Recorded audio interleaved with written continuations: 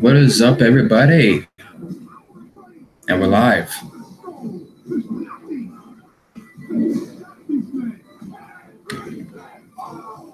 All right, November 15th, 2018. So let me go ahead and plug in the video real quick. Put this on Facebook. We are live.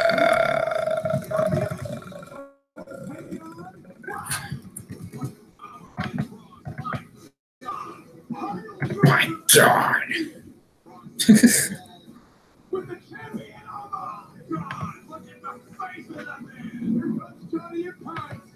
There we go.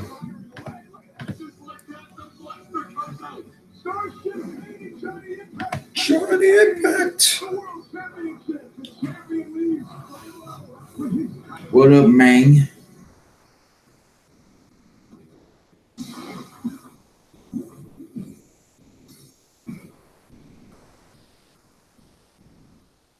Yeah, let's see how Impact goes. Yeah, the rest of the crew should be coming in soon. Yep, let's get things started here.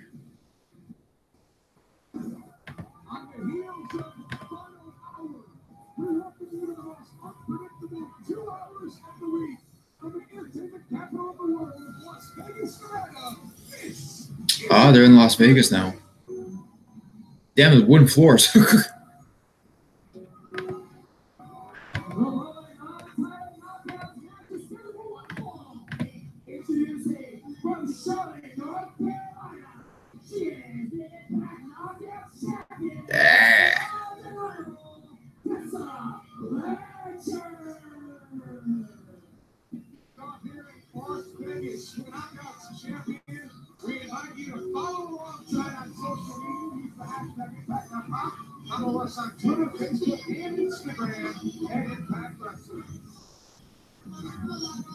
The jobber match.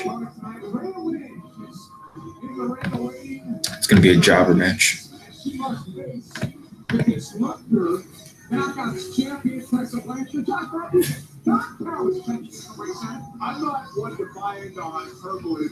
All right, so we're starting off Impact with the knockouts match.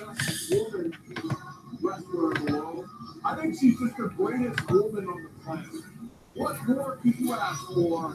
Smart, beautiful, tough, athletic. She's just the best. That's a Blanchard, the knockouts champion. Can't say I disagree. Next night will be for the Expedition Championship. It's Sammy Callahan one-on-one with Brian Cage, the world champion. Johnny Impact. Yeah, here we go. As well. Ray Lynch, the blue ring attire. Who that is in the ring? For quite some time. She's a Pittsburgh, Pennsylvania native. She speaks for rhymes. I'm glad you asked. We have a video that we will be uploading tomorrow when it pertains to that topic. Yeah, but just for this video, yeah, man, that's just crazy. With Nia Jax and Becky Lynch. Yeah, man, Nia Jax, man, I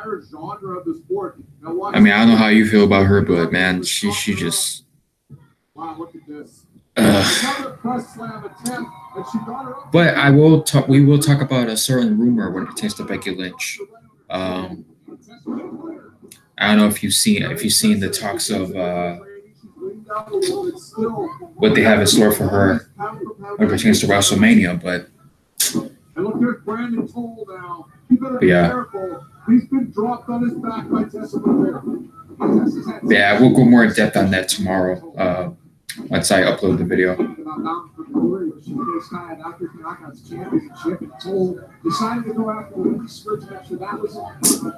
Okay.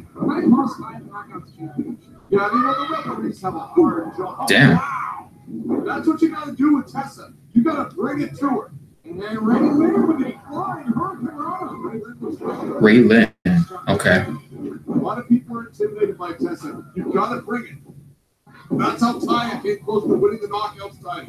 Taya had some choice words. Oh, missed. Tessa holding on to the rope. Shades of Johnny Valentine. Not going for that at all. Last week it was Taya with some choice words for Tessa Blanchard. Their rivalry continues to grow. I just threw her. She was attempted by Ray Lynn and just dusted the shoulder off as knockouts champion. Yeah, I heard Rousey, Lynch, and Mania possibly made. Yeah, that's what I'm talking about. Yeah. Of course, it's not confirmed, but you never know. You follow Tessa on social media. She often talks about. But damn, the main event of Survivor Series: Becky Lynch and Ronda Rousey. Oh, crazy. Much deserved, though, on Becky's part. That was going to be the hardest to beat. I think it's Tessa Blanchard. Tessa Blanchard about to powerbomb to the turnbuckle.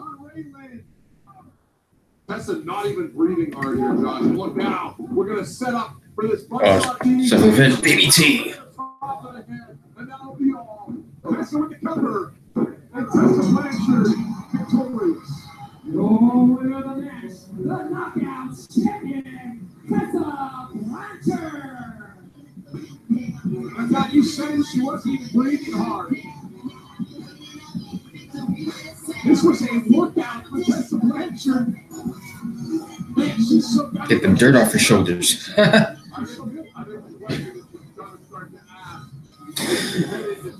How you feel about Lesnar versus Bryan? 3 years too late. I mean, oh, what? You called me a coward. You called me entitled. You used every name in the book. You also came up with every excuse in the book for Hey, George. why you're not the Knockouts champion. Well, let's just call it what it is, Taya. You're not the Knockouts champion because I am. I'm better than you. I'm a better Knockouts champion than you could ever dream of being. And honestly, Taya, I've been dying to know how it feels to know that you'll never be anything more than Johnny IMPACT's wife. Well, That's heat. That's personal. And here's time. there she is. Valkyrie is hurting out. Knockouts champion. Okay, that was kind of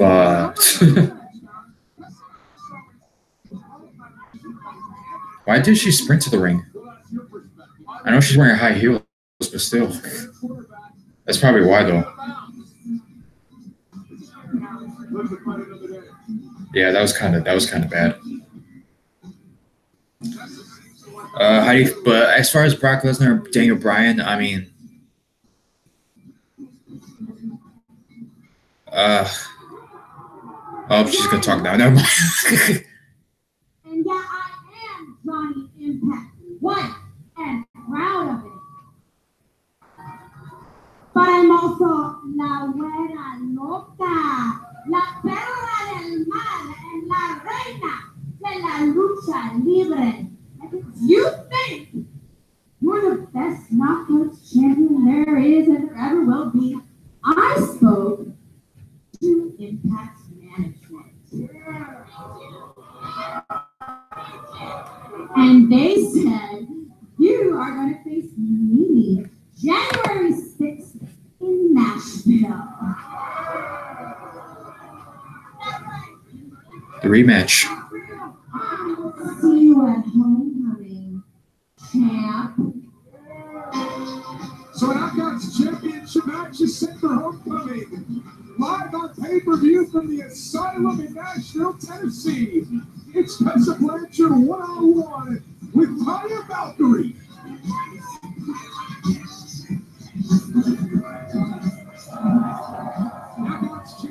Get the dirt off your shoulders. Yeah, as far as Daniel Bryan and Brock Lesnar, we talk about it in the Asylum show. We're gonna upload it tomorrow, but As far as right now, it should have been AJ and Brock part 2. I don't know why they have to do it last minute. George, he thinks Daniel Bryan should have turned heel. His return being underwhelming stuff. I don't mind the heel turn because he was getting a little stale, but at the same time, it's like, don't do it the week of Survivor Series. That does not make any sense. Why would they just have the match after Survivor Series? They've been promoting this AJ versus Brock Part 2 match. AJ, being the champion for 372 days, and they just ended like that. And on top of that, the ending to the match was bullshit. What, a low blow, and that's how he loses the fucking after being champion for a year? Come on, man. Ridiculous. I mean, I don't mind Daniel Bryan being the one to be AJ, but don't do it the week of. It's like, wow, dude. Against LAX. No! Not for the team. Oh, wow. If we defeat LAX tonight, then we'll get Bobby Lashley. But he needs to fucking leave. He needs to leave after that. Well, he should have never came back in the first place. But come on, man, spanking his own ass. I got nothing to say about that. That was dumb. That was dumb.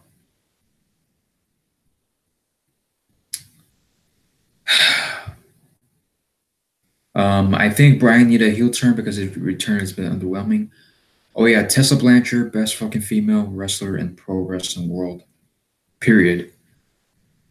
And gotta agree. Yeah, I would have preferred a build up to the heel turn.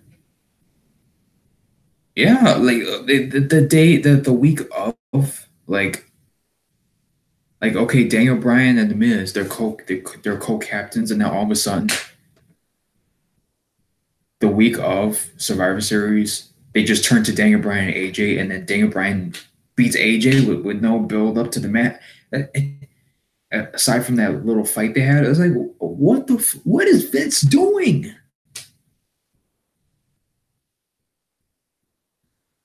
I mean, we talk about it in the Asylum show, but still. Jeff. Daniel Bryan and Shinsuke Nakamura, the Nutcrackers.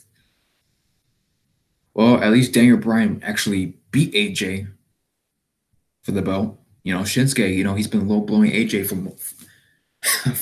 so many times during their feud, and he never won the belt. But Daniel Bryan, he does a low blow to AJ, but he wins the belt. It's just, yeah. Chavaria, I don't know if AJ's on the card. Yeah, that's the thing, though. It was supposed to be AJ and Brock. Now what? Like, does he even where does that leave AJ for Survivor Series? Like what? They're gonna switch spots? He's gonna be in the Survivor Series SmackDown tag team for Team SmackDown.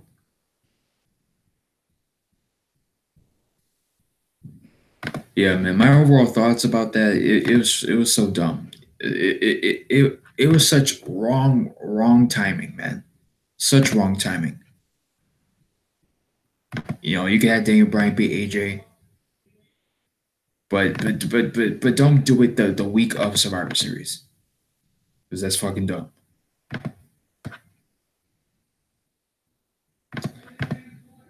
Let's see what they do with Survivor Series though. No, Jeff Hardy took Daniel Bryan's spot. Okay. I knew he would. I knew it was going to be Jeff to take his spot. Jeff Hardy. All right, we got Nick. Yeah.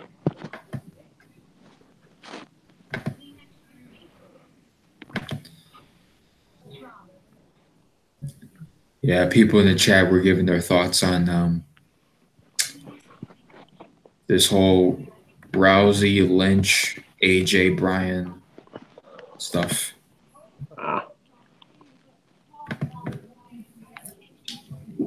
Yeah.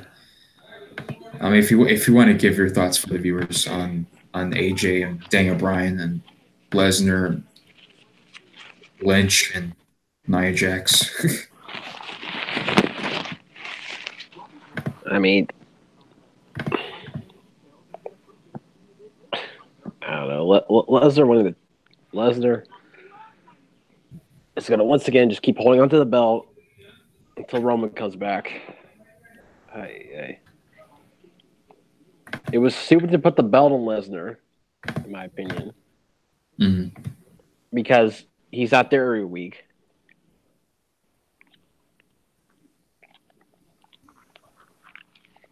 Yeah, you might as well give the torch to Braun. Now, did Bryan beat AJ for the belt? Daniel Bryan, yep. Yeah. And he turned heel. Oh man. I'm really glad they brought you guys in. Really? Jeez. I really need to go relax. Who the fuck? What the fuck is going on? Super serious. Go! Dude, I got it. What the hell is this? What? Our name? There's 3 of us. There's 4 What the fuck? Yeah. The real thing we need to talk about. That shit that Bobby Lashley did was not only disgusting, but that shit was downright disturbing. I lost all respect for Lashley. His credibility is shot. Yeah, I'm going to say this. Lashley is C. There, I said it. Well, I can't blame you, George. You know. Well, Lashley should have never went back to the E. Jeff Hardy took AJ's spot on the mixed match challenge. It's like is he like I don't know what's going on with AJ, man.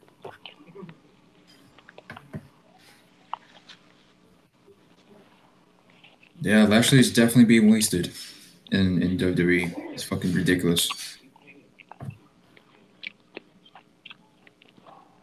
Vince probably told Lashley to put on the oil. Yeah, put on the oil, Lashley. Yeah. Shavir, of course. Who else is gonna think of that? Of course, Vince McMahon of all. He's the only one that would think of that idea. Yeah, Lashley, let's everybody see your black ass. I was like, shut the fuck, Vince. Whatever, man.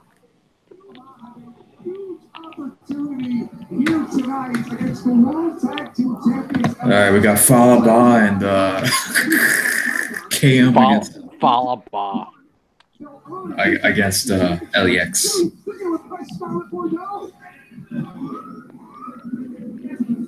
Well, KM better do some shit.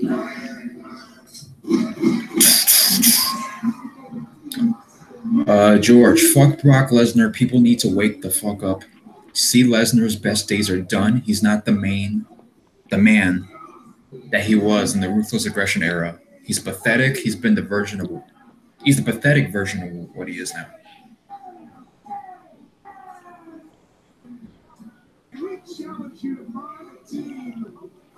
I mean, you might as well have Daniel Cormier come from the UFC and beat Brock for the belt.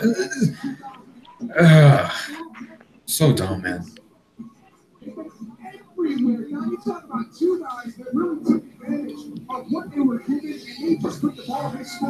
All right, we got LEX and we got KM and Falaba. Yay! The only reason Lesnar is in WWE is because he was UFC's biggest draw. Lesnar has Vince by the balls. Yeah! Probably literally, too. You never know. I know these people. Yeah, Brock, grab my balls, yeah.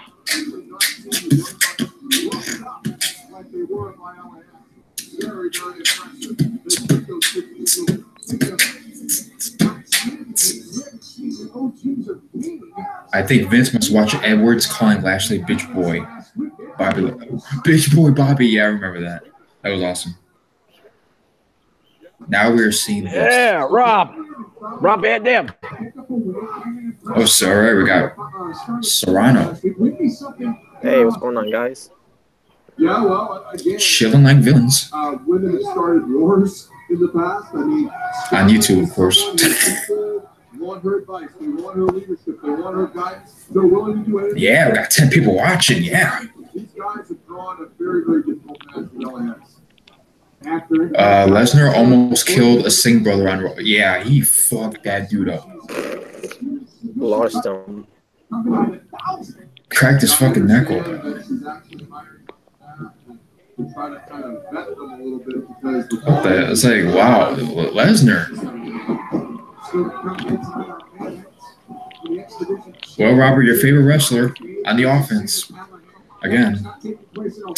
It's taking place right here in Las Vegas. It got after a brutal beating. But we saw Brian Cage taking the hands of the minions, as you call them, from Second County in Ohio. It started this match taking place in Las Vegas. Absolutely. Brian Cage was literally swarmed by, it seemed like, half the state of Ohio. Very, very scary situation for him. I don't understand this. That I've not seen it in before. We know that OVE will be lurking in the background. George, what's up, Robert and Nick? Oh yeah, fuck Leo Rush. He's also I'm gonna say with the G, goon. What's up, George? But he's saying with the C. Tonight, now he hates Leo Rush. Yeah, he's off the Lashley bandwagon after what happened on Raw.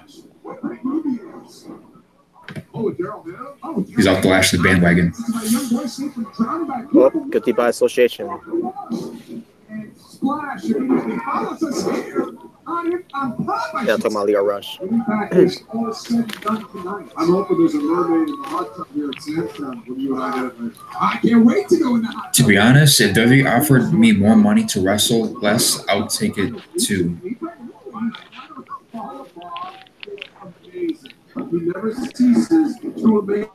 Oh yeah, the Asylum's favorite tag team, KM and Falaba. Oh yeah, definitely George.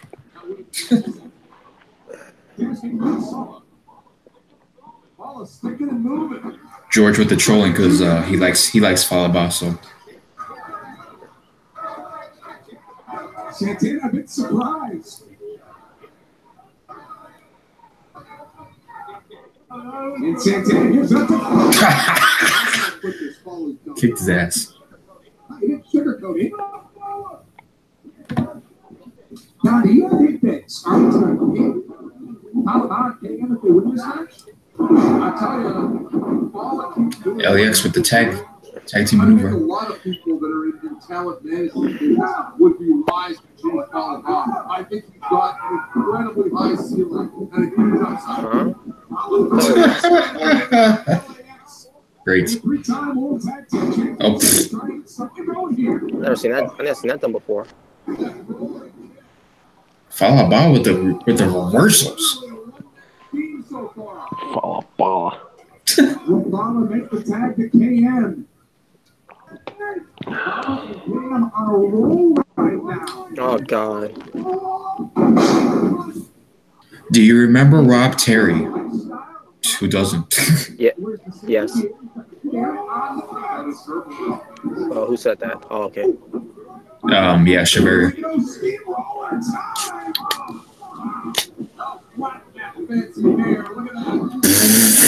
Damn, what the fuck? Now, when you say he's adopted the lifestyle, hey Robert, did they say what the main event was for this week's Impact? Well, I'm asking a legitimate question. Not that you know. Okay. The problem is, Paul is such a special athlete, such a unique athlete. I don't know that you can replicate that. How smart that is. All right, follow us, smash it. He's competing barefoot just like Paula. And where's Ortiz? Oh, That was fun. God. That was funny. Santana. Santana up the top rope.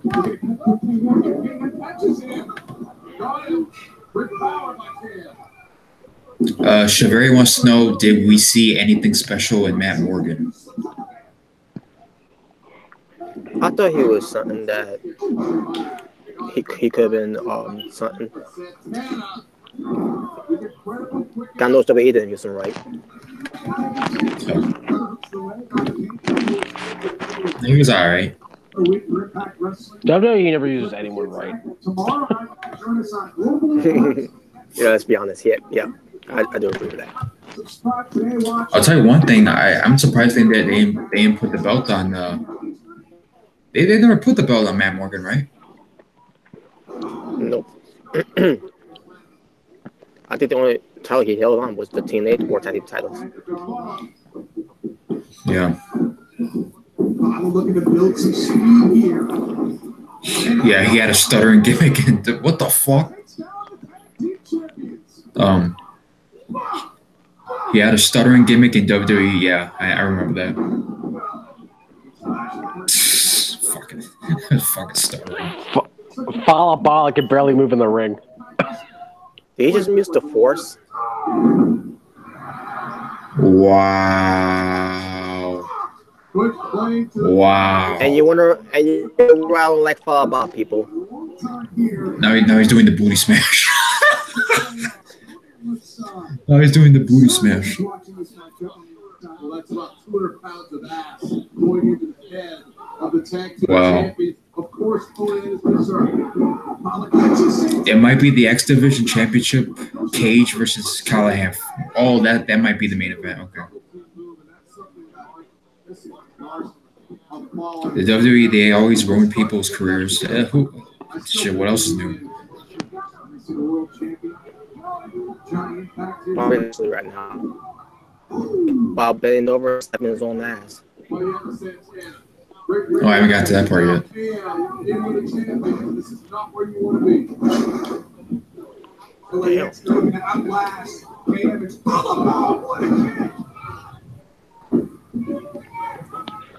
Santana. That was rough to go through. And a leg drop. 1, 2, 3, and LAX wins. As they should. Yeah. Mm-hmm.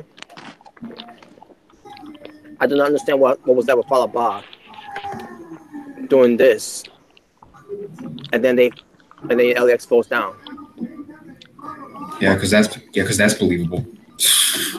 What if Fallah Bahh turned to Big Show? He can check the whole ring.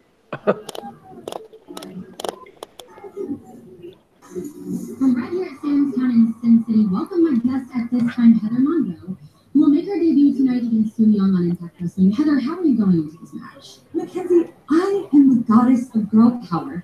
I'm sassy, I'm glamorous, and I'm girl powerful. And Sue Young, I know that she kind of looks around here in her tattered clothes, and honestly, I think she could really use somebody to help her out. Like, look at this dress you have on.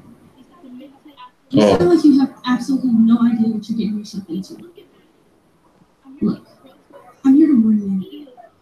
Sue is worthless, she's demented, and she's terrorized the entire Knockouts locker room.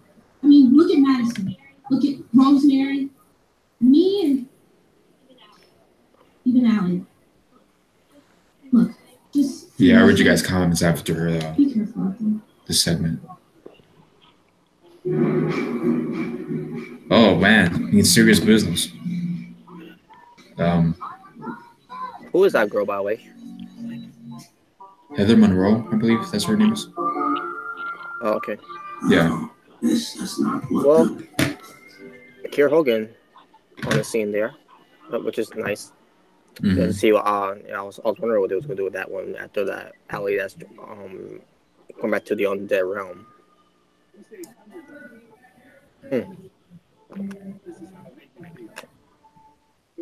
Robert, I know you follow NXT. What the fuck are they doing with EC3?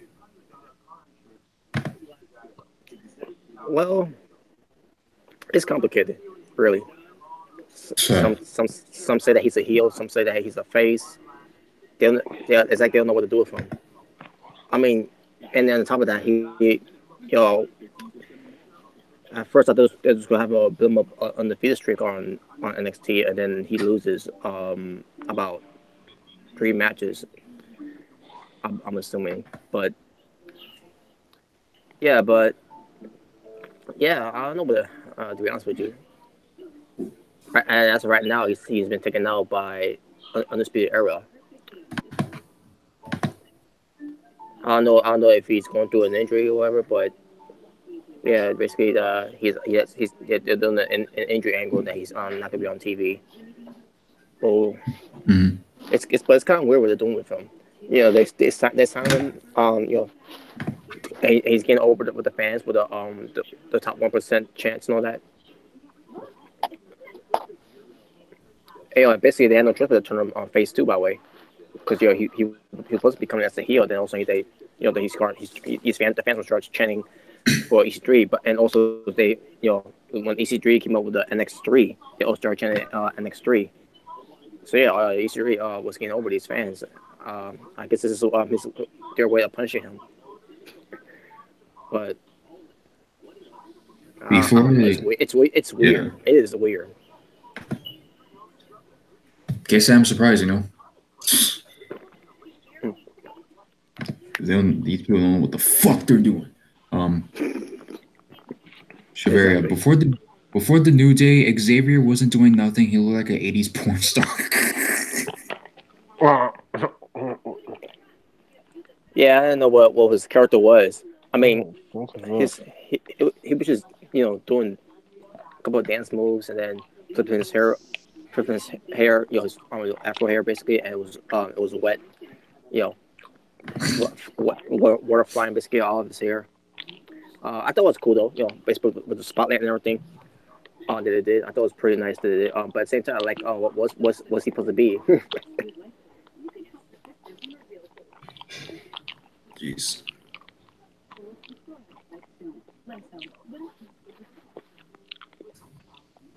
All right. Johnny Gargano heel turn. Your thoughts? Yeah, him being the heel, he's still this basically based on what he did with the promo last week. He's still the same old. He says he's still the same old Johnny, Johnny Gargano, where he's still Johnny wrestling. It's just that it's it also is kind of weird how he explained why he attacked Aleister Black. Because by the way, he ended up being the attacker of Aleister Black. And now I think they're going to lead to Candice LeRae turning heel too. Because Candice LeRae, in her mind, Nikki Cross, because she knew what was, that who attacked Aleister Black. So Candice LeRae is basically accusing her of trying to ruin their lives. Which that right there doesn't make any sense because Nikki Cross saw who attacked Aleister Black. That's called ruining someone's life. And plus, she didn't it's not like she told the world of who attacked Aleister Black. She told only Aleister Black in the ears, and then Johnny Gargano revealed himself to the world that he did it. So that is confusing too. But it's I gotta see where that goes though. But I'm intrigued though to see how they treat Candice LeRae if they are going to turn heel. Oh wait a minute, it's back on. I see someone on TV. Oh shit! Yeah. Oh, yes. Well.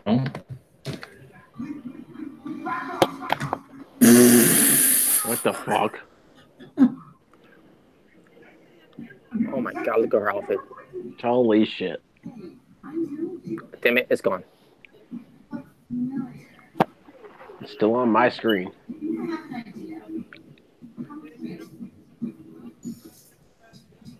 Of course, the fat ass. Of course, the fat ass gets to. Of course, the fat ass gets the hot girl. Of course. Damn. Well, we'll probably see more of her.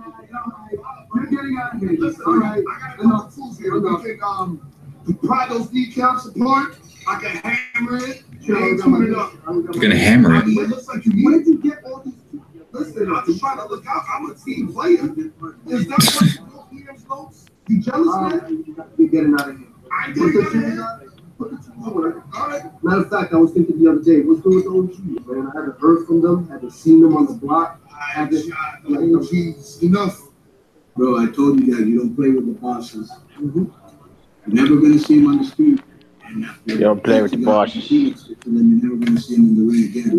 What are your guys' thoughts on Mr. Kennedy and WWE and Impact? He has some pretty funny moments. I like him. Why should I would like him in WWE too as well. Yeah. Fighting champions that we are, and we have this. How about I mean, not the best wrestler I've ever seen, but he's had his moments. No, of course not. In celebration, back and forth. But I thought he was pretty good, though. Why not? Not right now. Not right now. Why not? He has some funny ass moments in TNA, especially with the asshole thing. But like, not right now. I don't understand. Right now, you know what? I think he's worried about those knees. I'm telling you, bro. Let me just start putting it up. Stop. Get out. Oh wow. LAX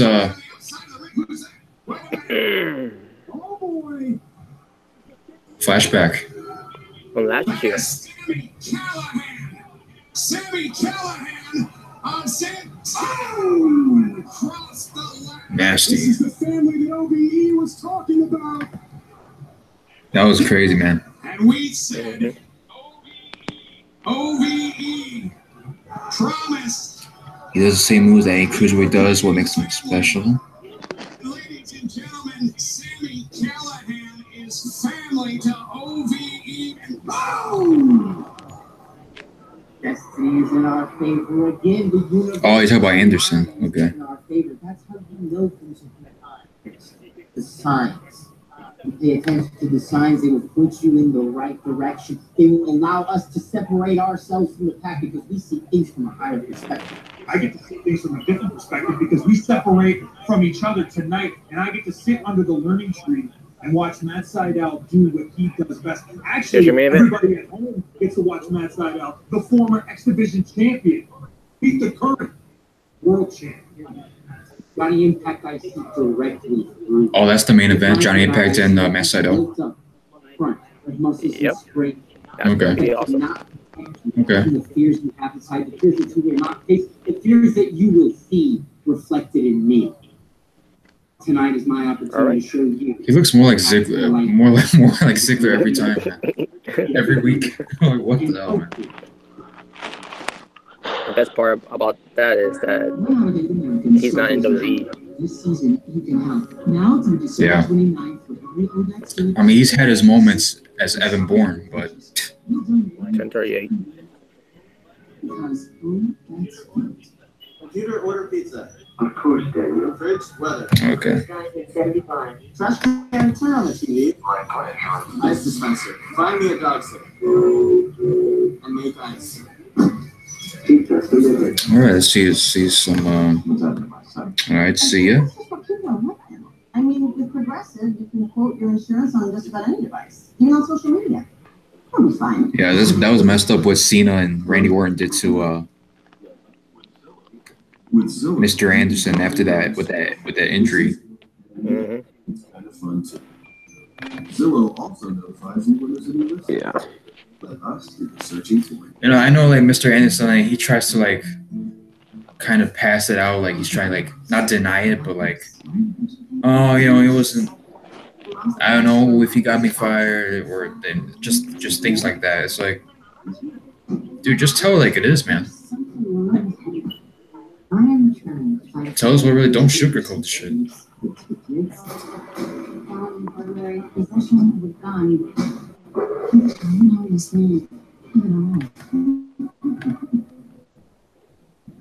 Say what you could say, but he played a great troll heel, in my opinion, much better in Impact than WWE.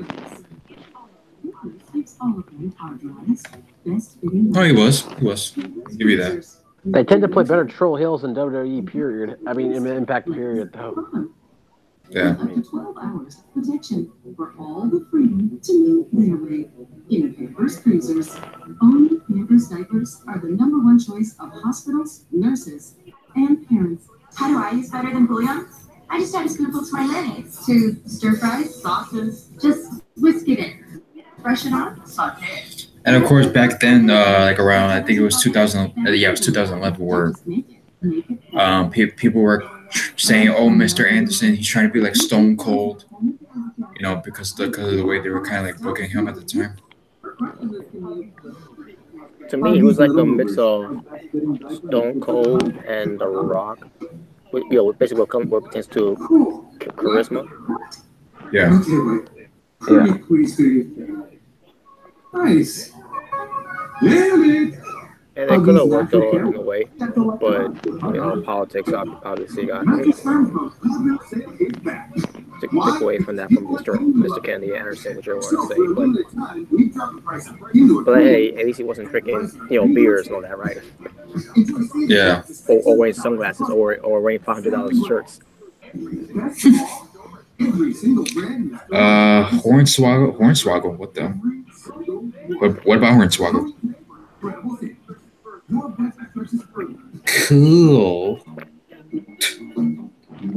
He was great on the mic. George, yeah, but if Mr. Kennedy says something, WWE will pull some BS and come after him. Oh yeah, because you know, actually, Mr. Kennedy actually brought up like a conference where Mr. Kennedy was like they would do like a press, and people were like saying Cena sucks or whatever, or like booing Cena.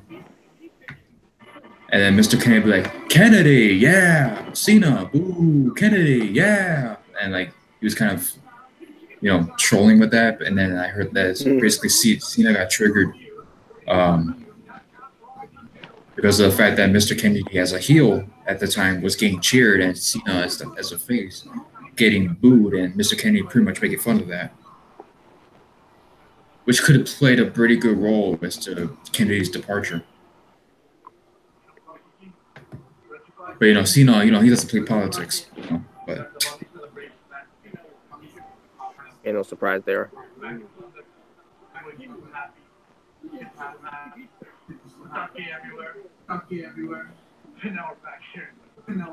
The Hit Squad. Hornswoggle took Mr. Kennedy's spot in the Vince McMahon storyline. Oh yeah, I remember. Yeah. Originally, he was supposed to be Mr. Kennedy, but hey, Miss Kane would have got that spot if he would have got caught being on steroids. He can't really play Hornswoggle with that. We're from the idea was a dumb idea to begin with. Hornswoggle. Like you could have picked somebody else. Like it's so fucking stupid. Oh, you know, Mr. Kennedy, you know, let's suspend the. So you know what? As a replacement, let's have Hornswoggle. Fucking stupid.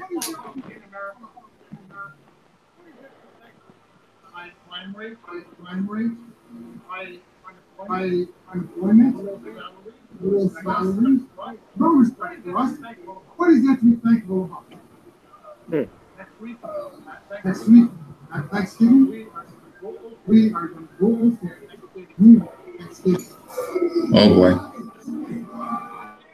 They're going to rule Thanksgiving. Ah.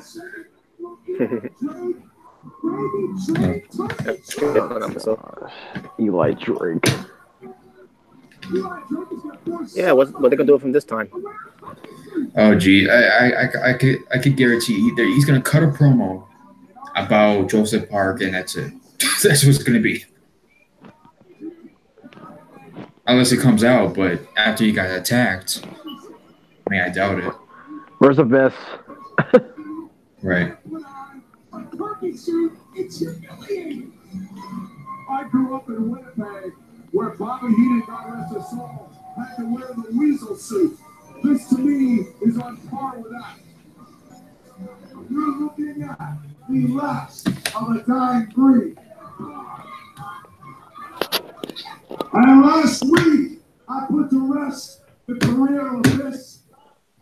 Last week, I decided, you know what? let's go ahead and drop the lawsuit because let's call it what it is. The lawsuit was never the point. No shit. The point was let's lure in Joseph Hart so that we can take out Abyss and end something that should have been ended a long time ago. And you know why that is? Why? Because I'm the last of a dying breed. Now, what do I mean by that? Because when you look around the wrestling business, you see every skinny idiot off the street. You see every dumpy slob trying to go dress up for a wrestler. People that look just like each and every one of you. But you know what you're craving? Every now and then, you look in the ring and say, ooh, Yeah. the stupid dangerous crap that they do. But inside, you are salivating. You are hungry. You are starving for somebody to captivate you, for somebody to take you to another level and give you things that you'll never forget. You are waiting for Eli Drip. And let me tell you where that comes from. All these idiots off the street who think all of a sudden they can just do some dangerous stuff and they're just going to suddenly get attention. That comes from guys like Abyss. That comes from hardcore wrestling. That comes from guys thinking they can hit somebody with a light tube and all of a sudden they're going to be a big star. Well, that gets you, dummy, is a big old goose egg and a heavy doctor's bill because here I'm standing, I don't have to do any of that crap. Why? Because I can annihilate you. This is a lot more dangerous. These words that coming out of these mouths are a lot more dangerous than any light tube, any table, any chair. Why? Because I'm the last of a dying breed. So last week was the beginning of my mission. Last week was the beginning of my crusade to get rid of all the stunts, get rid of all the garbage, and let's get back to what wrestling was. Why? Because I am wrestling. Sure. The dangerous crap that you see out here, I will lay rest to that because it's my job, and that's not an insult back. It's just a fact. Let's quiet down, dummy. I couldn't even say it.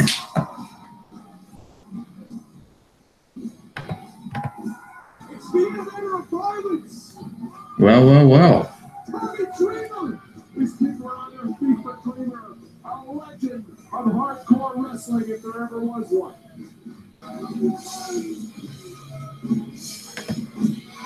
What's up, Amari? Hornswoggle put in storyline as a backup plan, just like the GM story. But still, it's fucking stupid. Like, oh, come on, Hornswoggle? Really? This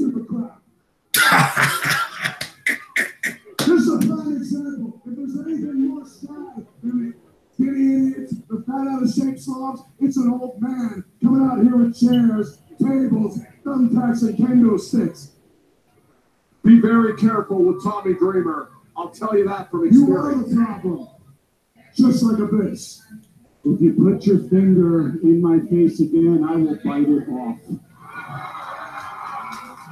Like I said. Sting wants his line back.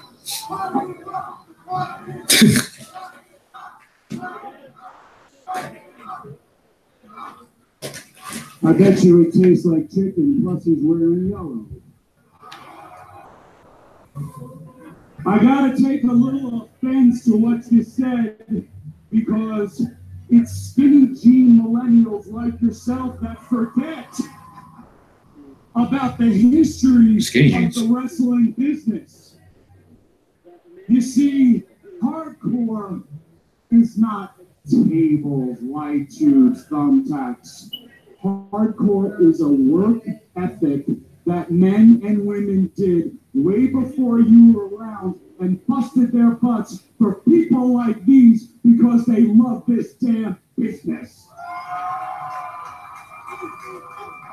And you see, we have a lucha revolution, but there's a guy in the back who walks with a limp because he broke his hip, and his name is Conan. And then he helped introduce Eddie Guerrero to ECW.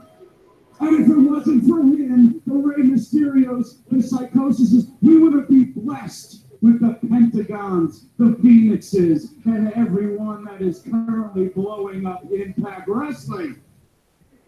When it talks to stars of this business, and trust me, this isn't an ECW rant, but skinny jean millennials like yourself love to recreate history. So let me talk at you.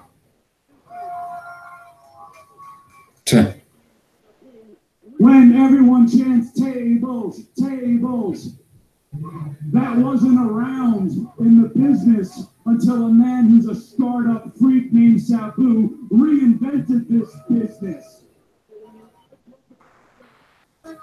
And when you want to talk about hardcore, yeah, I'll get to you guys' comments once this comes done. Is friggin' hardcore. But when you want to talk about Abyss, and he's a guy who's got scars on his arm, walks with a limp, and I saw him on fire, and the one thing he cared about most was putting that mask back on because he didn't want to ever have people see his real identity. That is being hardcore. So, the most hardcore out of every single people in this world is them. Because you, being the skinny jean millennial, yeah, dummy, you don't know what it's like to work a full day and then scrape up enough money to come and watch Impact Wrestling. These people made me. These people want to make you, and these people spend their hard-earned money to watch and the business that I love, professional wrestling. So when you insult someone being hardcore, you're insulting every single person here, which means you're insulting me because I'm defending these people.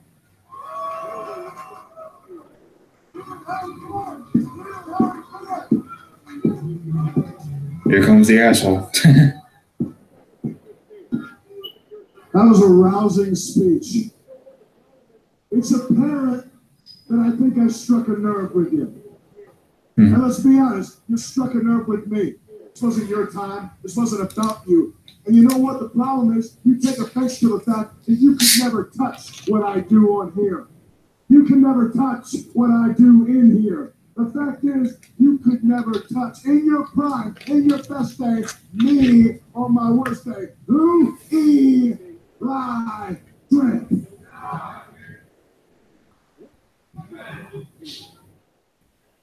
So, I'm sick of talking. I never liked it. So let's just have a fight right friggin' here. What?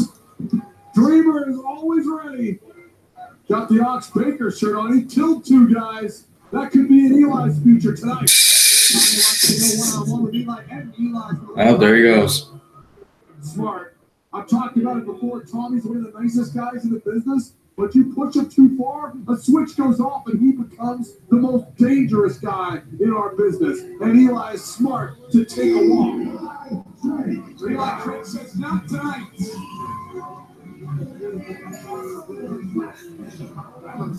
Oh my god.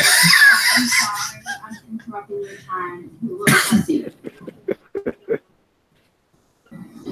Moose, I came here not willingly, but Jeez, I'm man. desperate. I know you don't want me here. Moose's clothing line. Here, but Eddie's on his way, and I need you to leave because I have no idea what he's going to do. If he's lost his mind. If I'm worried about Eddie, I know you saw what I did to him last week. In fact, you were there. I was. And he's my husband, and I care what's going to happen tonight when he shows up here. So, Moose, you need to leave. Please, we used to be family. We used to be friends. If you can just do one thing for me, can you please leave? If Eddie shows up here, I'll make sure I hurt him again. In fact, I think Eddie has priors, doesn't he? So if Eddie shows up, I'll just call 911. The cops can handle him. And I'm sure they'll put him away for a very long time. So you better handle your husband, or I'll have to. Please, please. You're ridiculous. I just want to meet a woman. I want to fall in love. What? That was interesting. Yeah.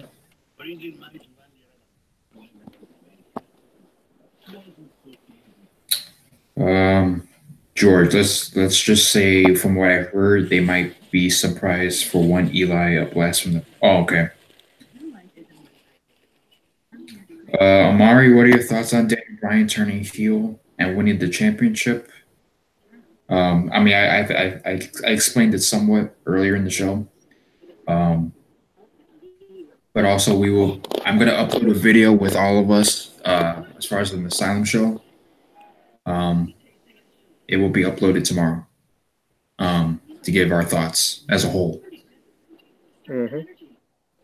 Shabir, remember that time WWE gave Dreamer a gimmick where he was eating nasty shit, like Undertaker's tobacco spit? I remember that. Yeah, I do. The look on Taker's face when where Tommy Dreamer ate the tobacco spit, that was just.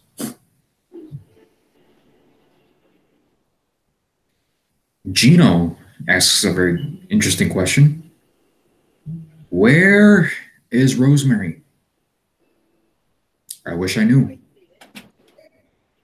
I wish I knew. You see, the problem with that is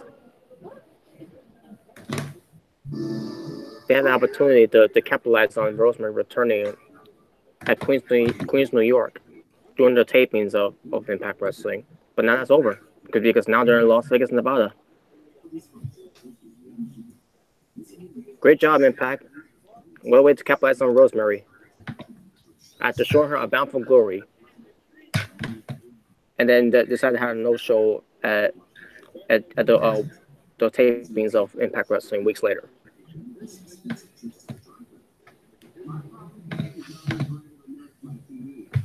Yeah, so weird, man. Like you would think after Bound for Glory, Rosemary would be on weekly, but nope, she's just nowhere to be found.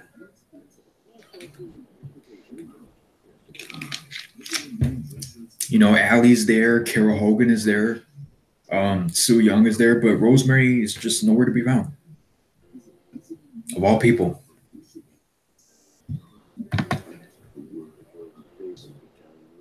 George, I try to forget that gimmick that WWE gave to Dreamer. Yeah, another burial of WWE. Shiveria, I personally believe Raven could have been something special in WWE.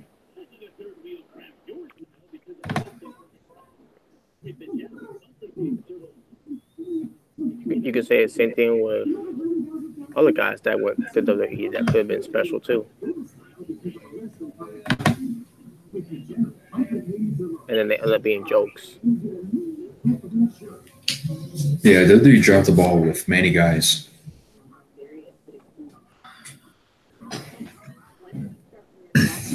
But, you know, Vince don't care, you know, at the end of the day. I think they might be saving Rosemary for the homecoming. We'll see about that one. We'll see.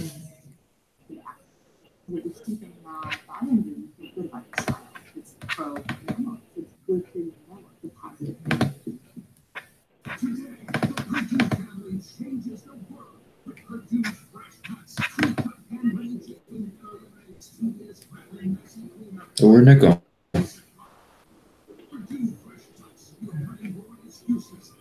I have no idea.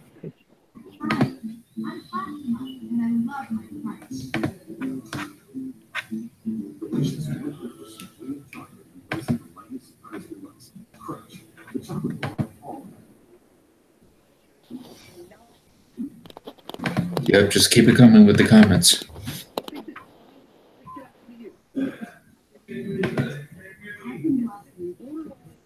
Oh, the referees. I think this is funny. You think this is funny? This could happen to you. This can happen to you. This is borderline an unsafe working environment. Well, maybe Eli Drake is right. Maybe this is an unsafe working environment. maybe you're right. Maybe this is an unsafe working environment. But what are our options? Seriously, what do we want to do? We can't, like, she blasted me in the jaw last week. Like, what do you want to do? Oh, God. Hi, boys. Down, boy. It's just a little zebra. How old are you, anyways? Are you illegal? I gotta go.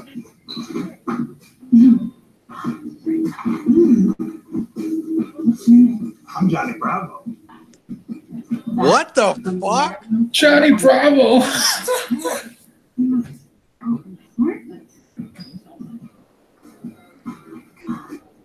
Those arms. Dude, Scarlett is practically naked right now. So much. Jesus. Once or twice, protein bar, maybe shaker too. You could probably lift me up so easily. Impact, ready to make tests of Anything. freaking Power. jeez. And authority. And a man is not afraid to flex that authority. Okay. Why was the fat ass dressed in drag? What the hell? I don't know what the fuck, but I don't know why someone think that would be funny or something that we want to watch. like when are they finally gonna have announce who Scarlett Bordeaux is gonna be with? What did you turn into? And I thought this was the main event. I guess not. I guess the X Division. Right, that might be the main event. Well, yeah, I'm done with that. Yeah. As long as Sami Callihan wins, get that belt off of Brian Cage. Well, we'll see about that one.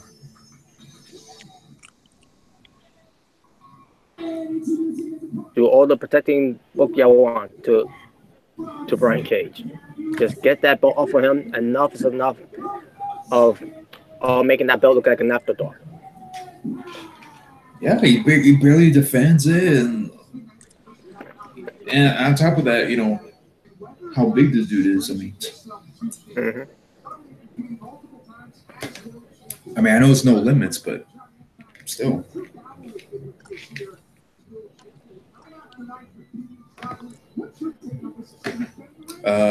How do you think people like Apollo Crews, Rusev, and Chad Gable would do in the Indies?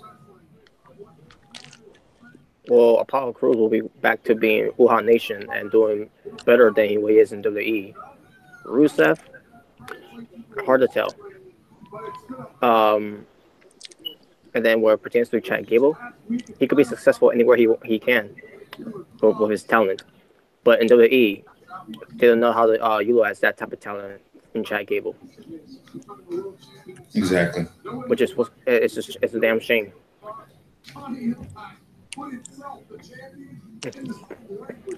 They could be doing more with Chad Gable, but they're holding him back. They could do more with all of them, all those three. They just don't want to. George, a hell of a lot more better than what they would be doing in WWE. Yeah, definitely. I would be. Cage is a very, very vicious individual. Ethan Cage has got educated feet, black belt in Taekwondo, mixed martial artist. So yeah, he's very worried. We talked earlier about one night on. It's like two brothers fighting right now, isn't it? Big brother versus little brother.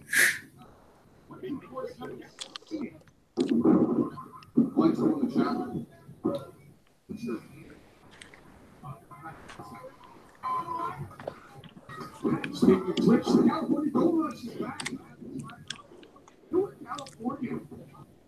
Live at 10:30 p.m. Eastern Time. Johnny Impact doing cartwheels. At BTWrestling.com. Great weight distribution there by Johnny Impact. very good. I mean, Division I amateur wrestler at one point in California. Very, very educated man. Nip up. The science of this business, but I tell you, there's no one more educated in wrestling than Matt Sydal. If they're gonna do Kurt Angle's son Angle, they could have done it with Gable, but he's more like Kurt. He looks more like Kurt Angle than Jordan. They chose Jordan because of his look. Pretty much.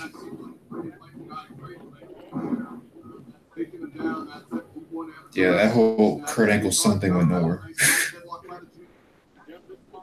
for many reasons. Yep.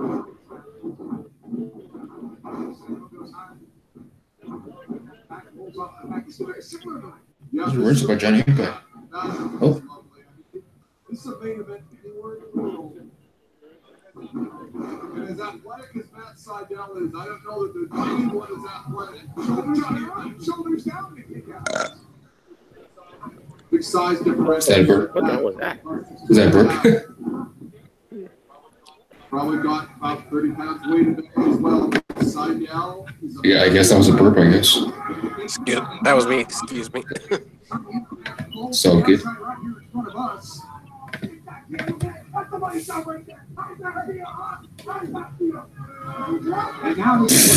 Ethan Page.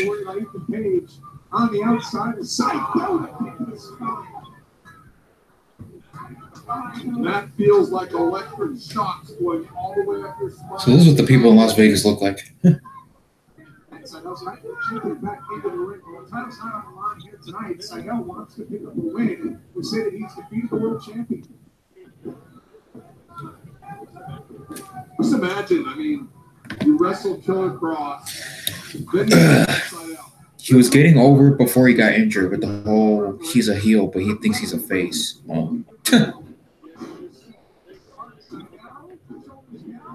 Amari, are you going to do a Survivor Series live reaction on your channel? Well, No. For pay-per-view that WWE didn't do much build-up for. I guess he's asking that because considering he's one of the big four and Yeah. so much controversy going on with WWE when it pertains to the dumb shit that they did. The only thing they built up was the two matches that were important: Brock Lesnar versus AJ Styles, and then Becky Lynch versus Ronda Rousey. But yeah, because I'll due to the controversy that happened after that, where I do Becky Lynch. And both matches are not going to happen. Yeah, not both matches are not going to happen. And on top of that, WWE should have been booking the other matches on the card there. You know, to make it more, to make people why should we tune into Survivor Series? But they didn't do that. They couldn't even do that. Seth Rollins didn't care about Nakamura. Nakamura was trolling that he didn't care about Seth Rollins and broke his heart. And broke his heart, so he's gonna break his face. The tag team match, the tag team match, you know, they were putting the pre-show. I mean, not the champions, not the tag team champions, you know, from different brands are on the pre-show. I talk about the Survivor Series tag team match.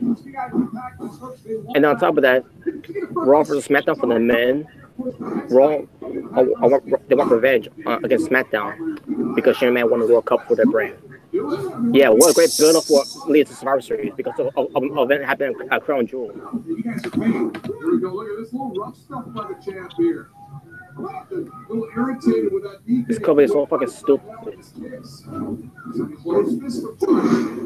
We saw a different side of Johnny Impact head bound for glory. We saw a tough, physical Johnny Impact. Need to mind the face.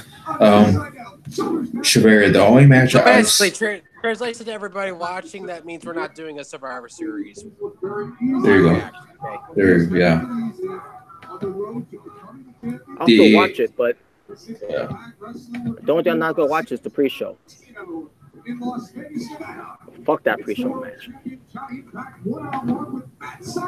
Sure, the only match I somewhat care about is Rollins versus Nakamura. I would like to see Joe and McIntyre as the last members on their respective brands. That's not going to happen. Maybe McIntyre, but I doubt Joe is. Joe's not going to be the last one. McIntyre will probably be one of the last people, if not the last person. Sole survivor, maybe. Who knows? Braun But I don't see it. Braun and Drew.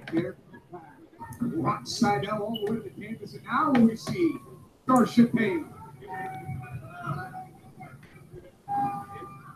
Impact, looking for it. Page was able to pull side There we out go. already. That's that parkour training. Able to counter out of it, land on his feet. Oh, what's Johnny Impact going to do? Johnny Impact is staring down. That's Oh! Corkscrew press. Ethan Page, but watch You out fucking for idiot, Josh Matthews. Does that look like a ring post to you? turnbuckle. And a turnbuckle. And he's a turnbuckle. Josh Matthews, you're garbage. Wow, he fucked up twice. Turnbuckle, yeah, outside the ring, hit the turnbuckle. and then he said the ring post. Like, does that look like a ring post to you, dumbass? You're fucking terrible. Turbo commentator.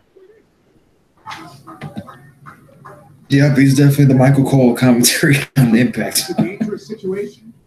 From that side now, here comes Impact. But that was pretty good by Johnny Impact. That was impressive. Mm-hmm. Over the turnbuckle, out of the ring.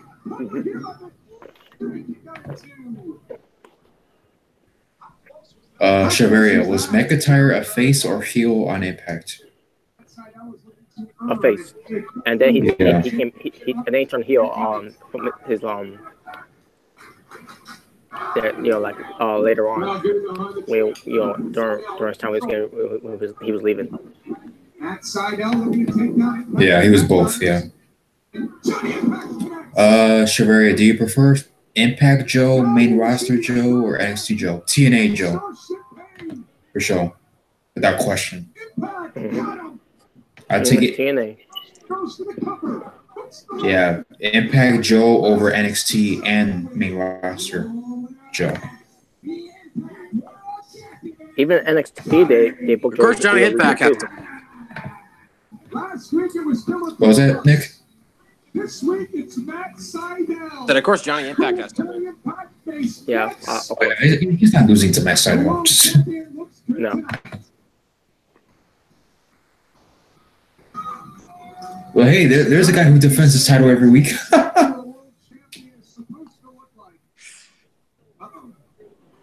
Oh, well.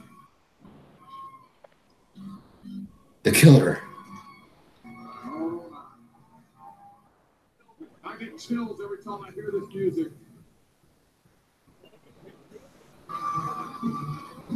Killer Cross isn't done yet. With Johnny Impact. What is he doing out What is he doing out here? He's badass, man. Killer Cross as he makes his way towards the world champion.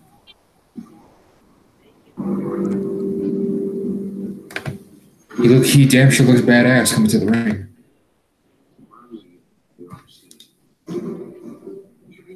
This naked girl, something about it, right? All my life, I've been waiting for someone, and when I find her, Well, I'm trying to see what they do with this one.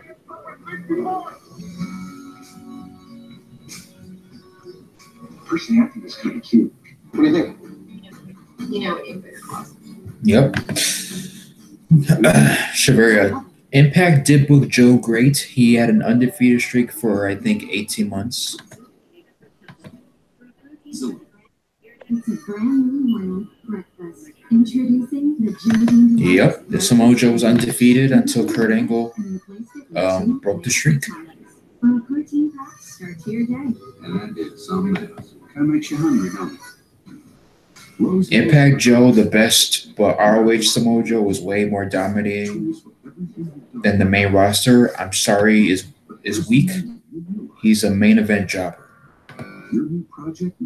Pretty much. He was great on Impact except for the face paint.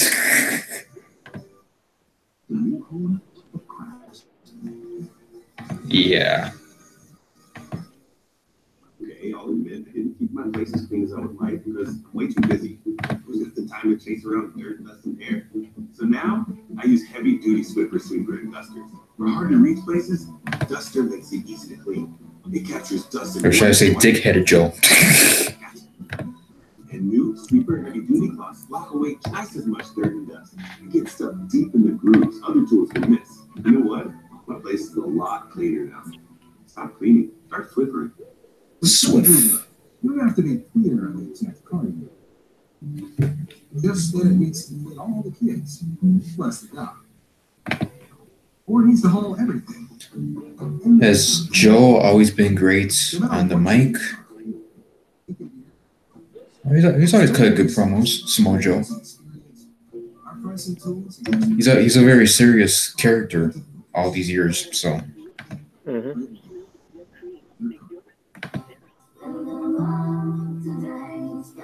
You know, when Samoa Joe cuts a promo, you know. Samoa Joe always cuts great promos. Yeah.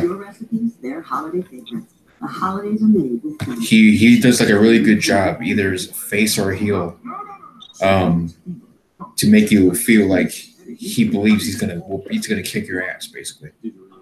Mm-hmm. Kleenex was made for this. Strong.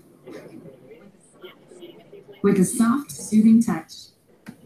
Kleenex. It's just a shame, man. Like the way they're booking Joe in WWE is like. You guys come to the meeting? Yes, the meeting of these ladies probably. It's just sad. It's a meeting that happens every 4 to 6 seconds. Something's on my calendar. Keep things light and airy with delicious Lay's Poppables. One pop and you're in love. Because Vince McMahon won't get it. Keep things light and airy. She hasn't gotten it in 10 years. Thanks for sharing, finally. George, he's okay on the mic. He basically carried AJ in that feud in WWE promo-wise. Even through that feud was whack, in my opinion. Yeah, because WWE doesn't know how to book shit right. Nope.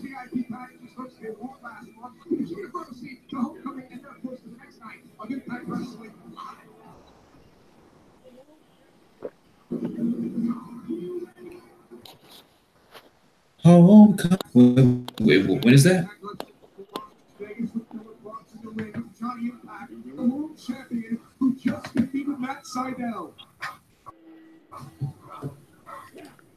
Hello, John. Do you hear that? Could this guy please be Johnny Impact, take the belt off him?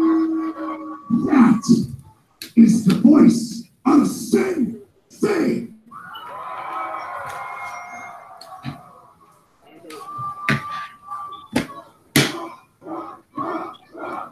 Hometown hero?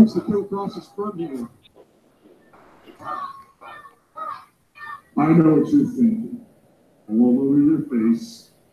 You think I came out here to rip your head off of your neck.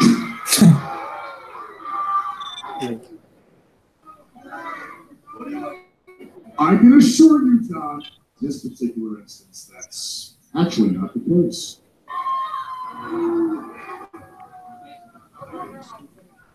I need to speak with you, and I need you to listen to me. When I got into this business, I was absolutely certain that I was the catalyst for change. Final hour. It's painful, at least for me to admit this. Let's just call it like it is. I can be a grown man about this. You defeated me, fair and square. Yes, you did.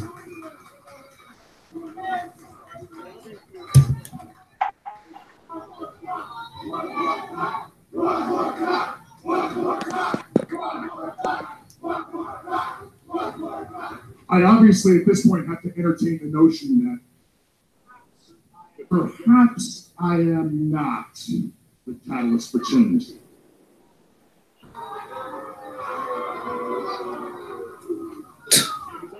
But then again, perhaps you are the catalyst for change. Because I can tell you right now, if change is not going to happen directly by my hand, sure as hell guarantee you, I will make sure it happens by yours. I mean, you being Impact champion, this isn't necessarily a bad thing. I mean, ladies and gentlemen, this man is a role model. Unlike myself. You have fighting spirit. Everyone can see that. You'll stand toe to toe, mano a mano with anyone in this business, and you'll fight them anytime, any place, anywhere. I can respect that.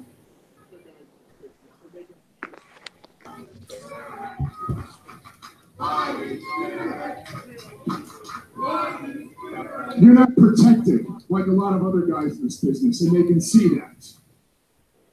Unlike in other companies where that's questionable. We all know is it Ray Rubber? Mm-hmm. Oh wow. Acted at all in this company. Listen, I'll cut to the chase. Here's the deal. You've been champion before. Let's not beat around the bush. You know now that you have this, you have no friends back there, no friends anywhere on this planet. And I can tell you right now, every single person backstage wants a piece of your ass. Yeah.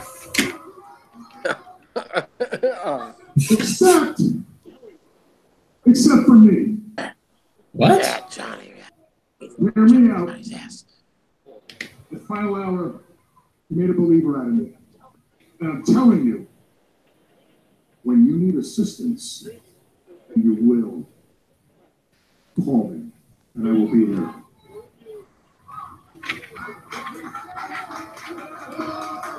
So Killer Cross wants him to shake his hand for assistance. Yeah, the proverbial deal with the devil. Oh, took the mic. Maybe not.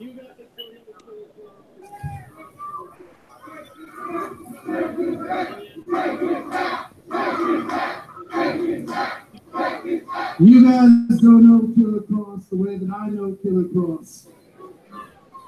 And yeah, a lot of what you said just now might be true. But I don't trust you.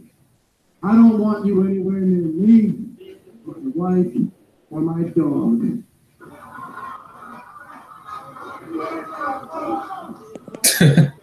So I'm gonna call you. The answer is no. John Impact turning down Killer Cross here tonight. Huh. Because he doesn't trust him. But no, I mean, not Killer Cross might be a good. George, are they turning Johnny Impact heel? No, they're not turning him heel. They're just in Killer Cross's hometown. So of course the heel's gonna get cheered because he's from there.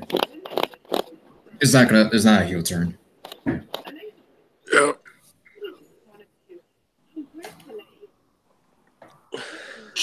Jordan.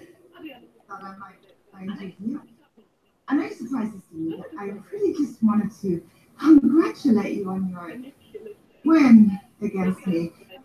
I'll be honest, it stung a little bit, but you got me thinking. A lot of the girls around here don't like me very much. They think I'm manipulative or vicious, but I know that you know better, and you and I could really be something. You would be such a great team, powerful, strong, skilled. You know, you even beat me. I mean, obviously on a different night I could have beaten you. You know, well, I have. Which doesn't make sense, but You do. On a different night you could have beaten me. Yeah, I mean, 2 weeks. See you in the ring. well, they're gonna have a rematch. Yeah, get ready for Karina to look strong again. Yeah, dude, it makes no sense.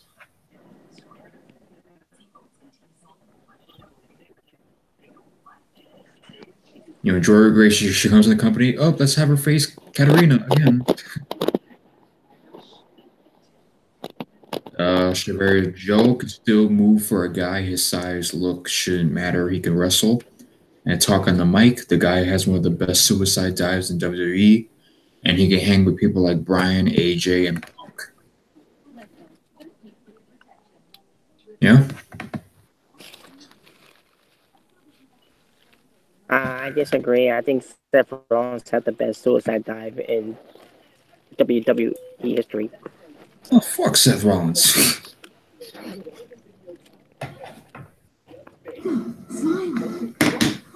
Just kidding. I mean, I don't hate Seth Rollins. It's just to piss off a certain individual, but yeah, I don't agree with Seth Rollins having the best suicide dive. I don't agree with that.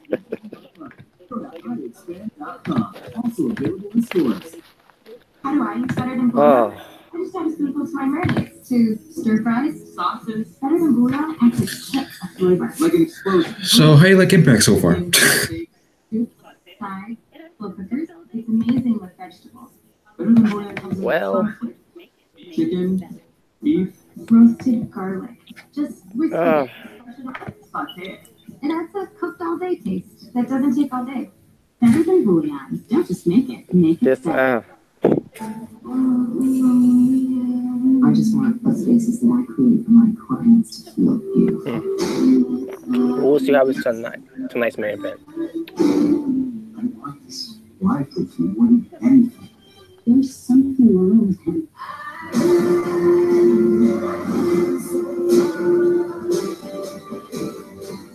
You don't even know who I am.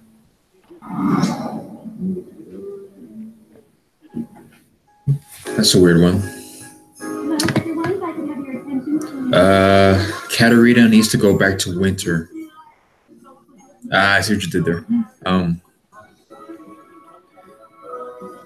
Yeah, just have her be a lesbian.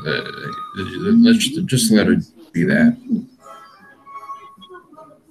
Shavir Rollins' suicide dive looks like it doesn't have much impact. Ember Moon has a better suicide dive. Damn.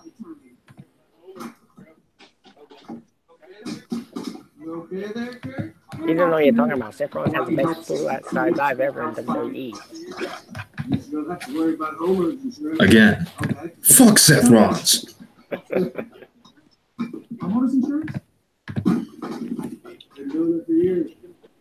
Oh man. Yeah, I agree though. Remember Moon's suicide dive is better. Just the way she delivers it. And on top of that, it's one of Austin's type of suicide dives. And who else does it? Oh yeah, Carmella, and she has a better suicide dive than Seth Rollins. Oh well. Even yeah, and we all know how we feel about Carmella wrestling, but that's one thing that was good about her move, and that's that suicide dive. Even Kiera Hogan, it's got that suicide dive like an Austin Aries. It's so loaded with pepperoni cheese. I don't believe there is anything crust. Excusez-moi. Yeah.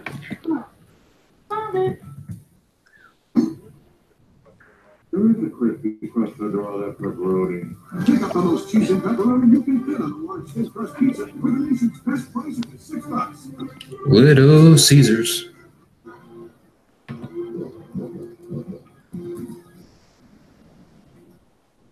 Okay, let's see here.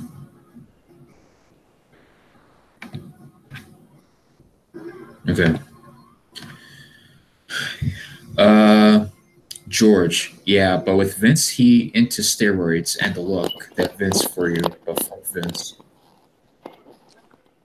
Yeah, I'm jacked up, yeah.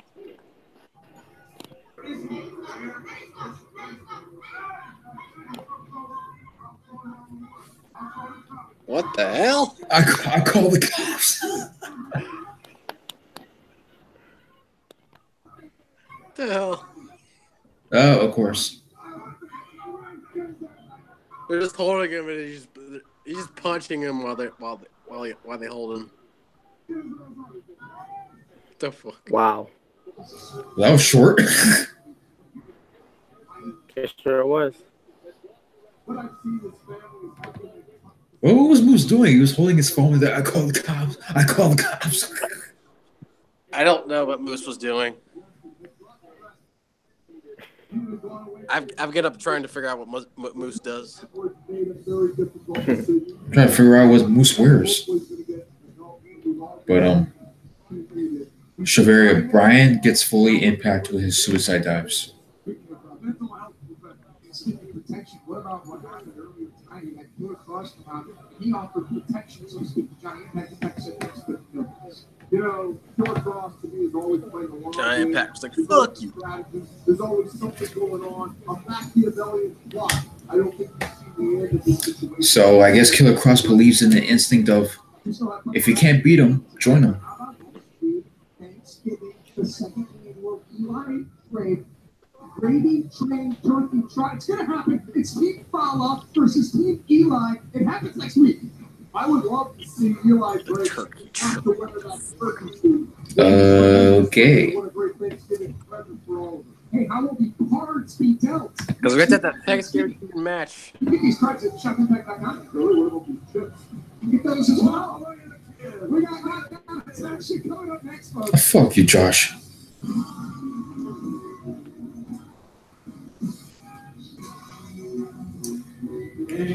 All right, we got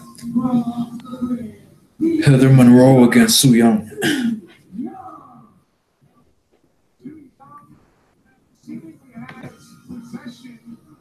Chevalier, yeah, Vince loves guys with muscles. I remember he tried to push Nathan Jones. Nathan Jones.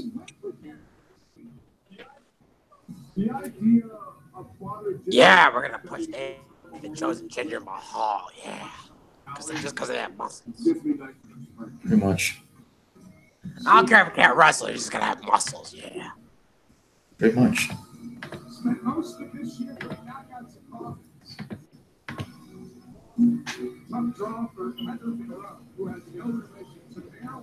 So another knockouts jobber match, I guess.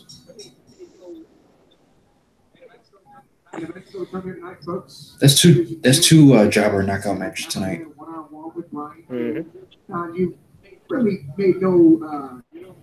You've really gone out there and set the cage as one of the top stars in all of wrestling 2018 and beyond. You think he has a shot here against Sammy Callahan to get you his title run? You know, I think Sammy is a guy who always comes with a game plan, and he always comes, most importantly, with backup. Speaking of backs, some stiff kicks there from Su Yung, a very young Heather Monroe. What a horrible first match to get in the draw. The update bride to show up here. Oh no! I like how she knew she was gonna reverse and then stops her. Yep. Impact Wrestling Vegas logo, the dice. Got a little secret about those dice. What's she doing? Oh God! I'll tell you the secret. Oh, the claw. Because right now Su Yung is breaking out the mandible claw. Well, this is gonna be a quickie.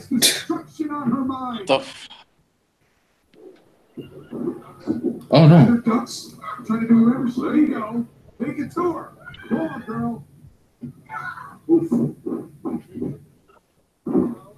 Heather Monroe trying to get some offense going here against Su Yung, who is wearing the mandible claw. Big kick. Nice combo.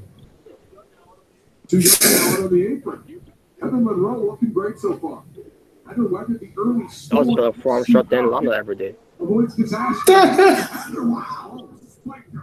yeah. Those are for the people that saw Lana's version. For those of you who don't know, we'll explain what pertains to that one.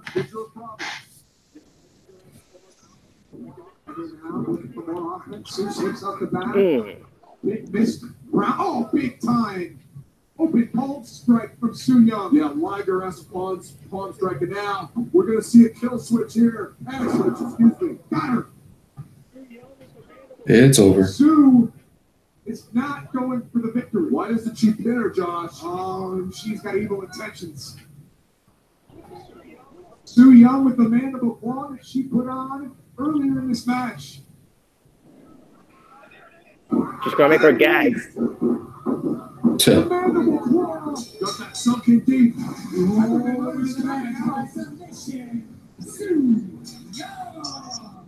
Violent and dangerous is Su Yung. Referee scared to death of She's going deep throat. There's no one here to protect Monroe. Heather Monroe is out. Oh, girl. Hero Hogan for the save. She's had a rivalry with Su Yung, and she puts a stop to this onslaught. Sent Sue all the way to the floor. Heather Monroe should be very thankful that Hero Hogan is here in Las Vegas. Uh-oh.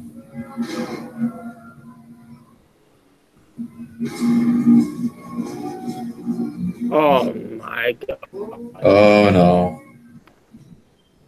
Oh. Oh, no. Oh gosh.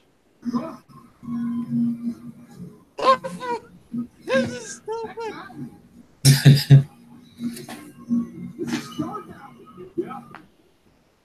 Dark Al.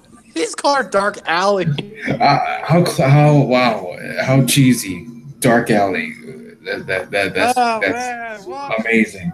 Amazing. Welcome to the female version of the of Kane now. Jeez.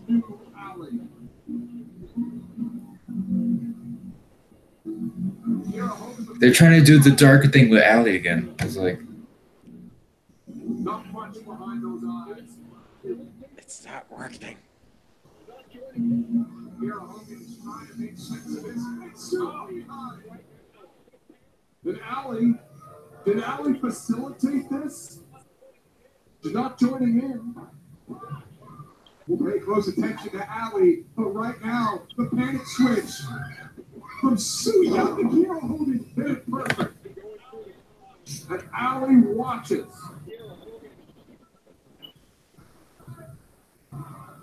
I'll get to you guys' comments once this is over. What must be going through the mind of Hero Hogan as she's out right now? Uh-oh. If Sue thinks she has a friend here, but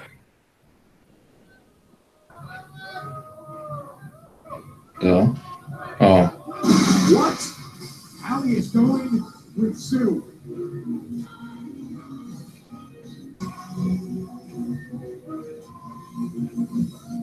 They took possession of her soul.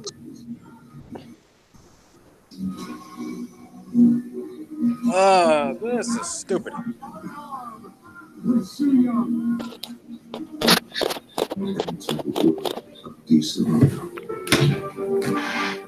Didn't do anything. What the fuck is the point of that segment? All she did is came and that was it. She didn't do anything.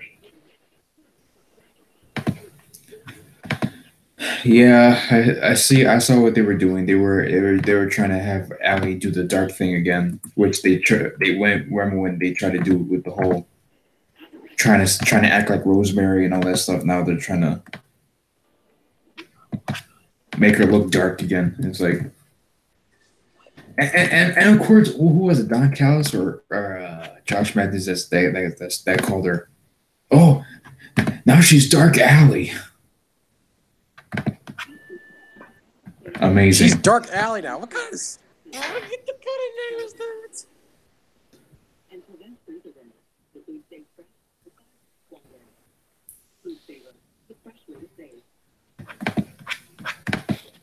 Okay, well, let me read the comments. George, people still think that Braun is Vince's boy. Yeah. Yeah.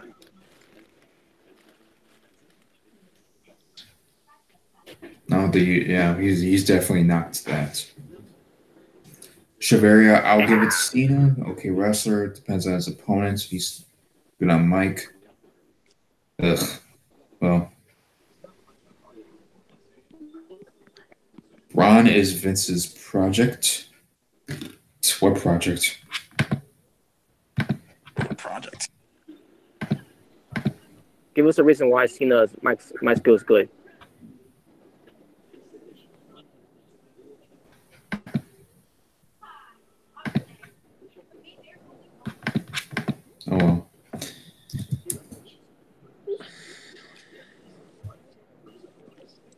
Facebook.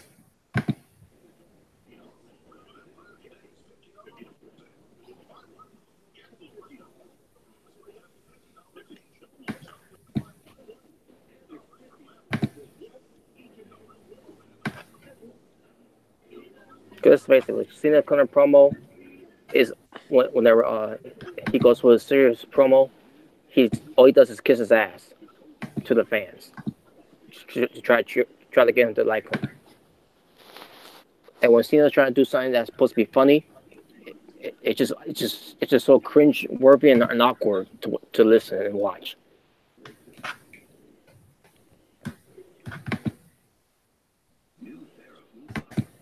Yeah.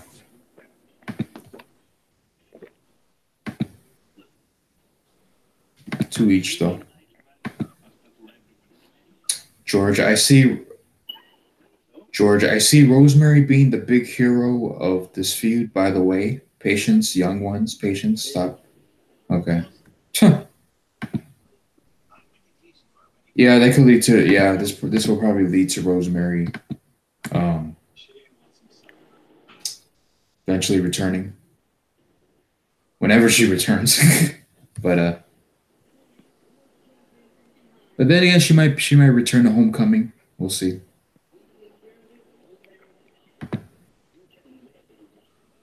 I just don't care anymore. They failed to capitalize Rosemary's return at the Bound for Glory, so I just don't. At this point, I just don't care anymore. Do whatever I want with Ali. Do whatever I want with Kara Hogan. Do whatever I want. What's the point?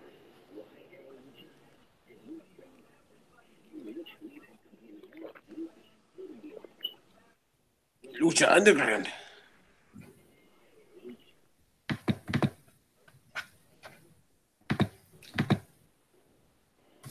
Really? This is Rey Mysterio's new wrestling promotion. Oh yeah. Aro Lucha, yeah. Aro Lucha.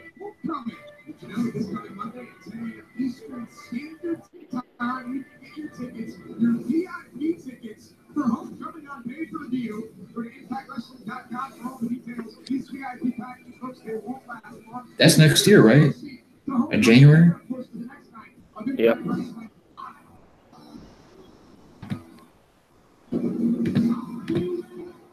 Yeah, I hope I could do an Impact Live reaction for that one too.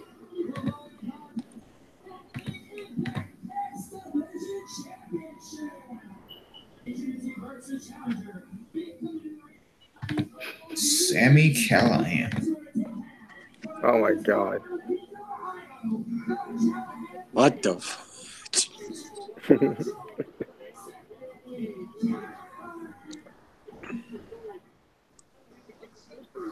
Let's set the stage, the timetable for the rivalry between Callahan and Brian Cage. It started in New York City, Bound for Glory. Sami Callihan became the first man to ever pin Brian Cage in his career in Impact Wrestling. Then, in imposter Brian Cage goes to Ohio. How long has Brian Cage been champion? Since anniversary. Anniversary, yeah. Since July. Yeah, it's since July. Now it's November, so it's been months.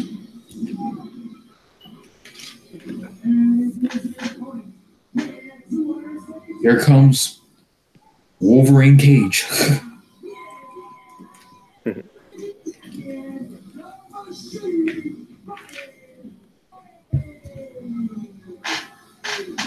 Recently posted a photo on Instagram that said it's like cheesecake. The guy looked like he had abs on top of his abs.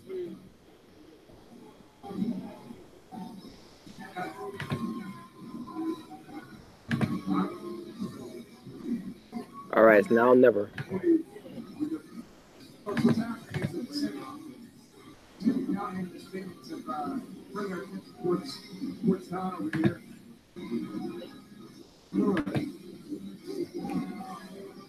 All right, let's get this match started. I have no idea. You're asking me to get in the head of the 1-year-old Dave Chris? I don't think so. Jake Chris just does whatever Sam Callahan does. We will try to keep our focus and our attention on the task at hand, and that's following this match here for the X Division Championship. There we go. Brian Cage with the clothesline. Brian Cage is capable of almost anything, and when Sammy Callahan wants to, he's a heck of a wrestler. He is a phenomenal wrestler, but Brian Cage is a machine. Clothesline by Cage. And what OVE did with that 13-on-1 attack on Brian Cage in Dayton, Ohio, the USA, Dayton, Ohio, is they woke up the machine. And Sammy Callahan is fixing to pay the price. And Cage get a little bicep workout. And now a flow-away slam. He just tossed the man over his head with ease. Yeah, buddy. Right, Cage takes up the whole screen. Yep.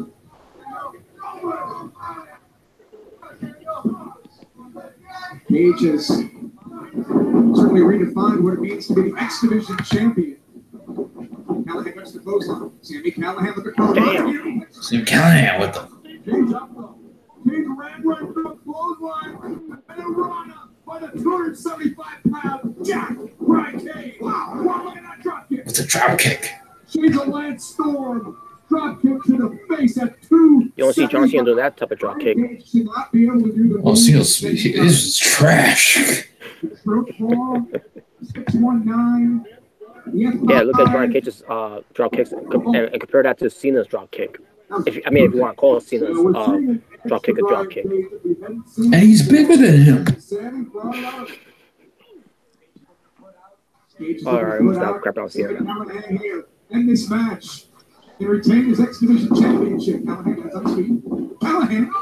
Oh! But then again, I know stop crap out Cena anyway. There from Brian Cage. Cage is operating another way. Yeah, Brian Cage, he's a freakish athlete. Chico, California. And there's, I believe that's Dave Chris. Dave, that really just got the attention of Cage. You know, Callahan to take advantage of this. Some kind of throws him out like it was a battle royal. Dave and Dave Chris. Oh, wait. I think Dave's been ejected.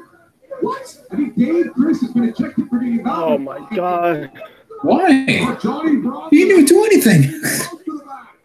Johnny, Dave Chris put his hands on the official. Dave Chris put his hands on Sammy Callahan, and they've been ejected from ringside. Great call by the referee. They didn't even do anything to Brian Cage. Why are they being kicked out? Did I miss something here? Jake Chris tried to trip Brian Cage. The referee caught that. And then Jake Chris puts his hands on the referee. Oh, okay. Well, you know what that might mean. We'll see, though. Yeah, we'll see.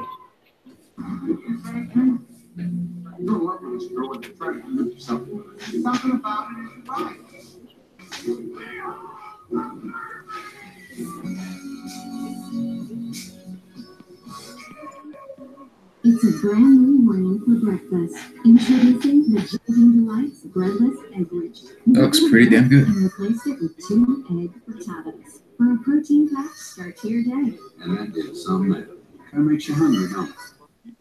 With Zillow, you can tour homes anytime, anywhere. See the house. Jimmy Jean biscuits. And Zillow sends alerts right to your phone. That's the sweet sound of a new rental.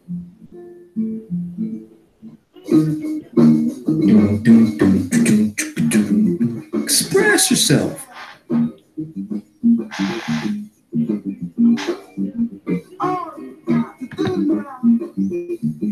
I've heard that song in a long time.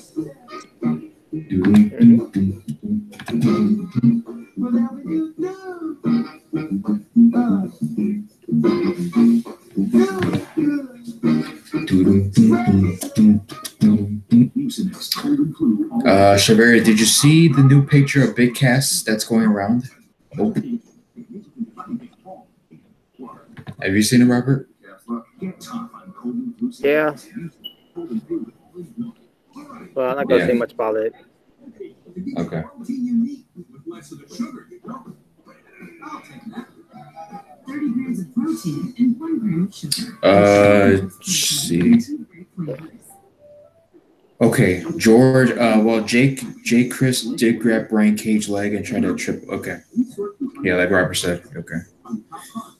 Well, it's actually Dave Chris. Yeah, so Chevalier was like, "Did you see the picture of Big Cass that's going around?" And then George responds saying, "Yeah, he's fat."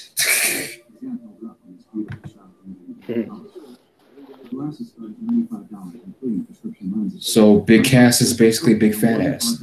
No. Okay, here's this other thing we do. It's called an hinge test. And well, you get the point. Well, can't say I blame him, to be honest with you. Try 5 pairs for free at warbyparker.com. Gillette Clear Gel. It goes on clear and keeps you fresh all day.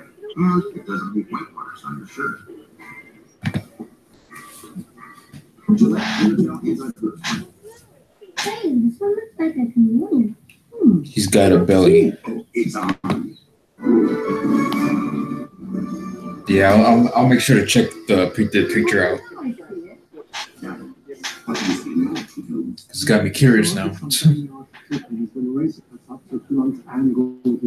I'm retiring in my swan song. What? You can slap some clips in your hair, give you a bob, and you can book a vocal at top. You know what I'm gonna do? Okay. There are multiples on the table. One is cash, 3 are FHA, 1 is VA. So what can you do? She's saying a whole lot of people want to buy this house. But you got this. Rocket Mortgage by Quicken Loans makes the complex simple. Understand the details and get approved in as few as 8 minutes by America's largest mortgage. Chevalier, I don't have anything against Cass. I just didn't see anything special about him. I got you. What the fuck is this commercial?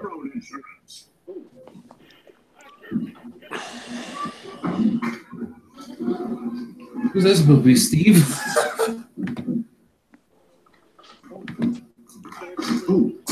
At your age, get your own insurance. What?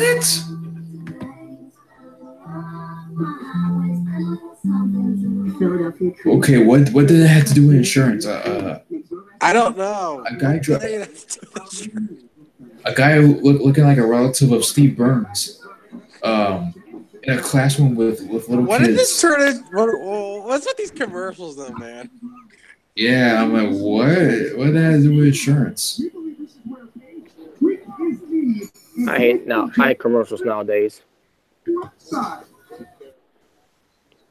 Callahan back to issue. This is a brutal match. Face of Sammy Callahan told the story.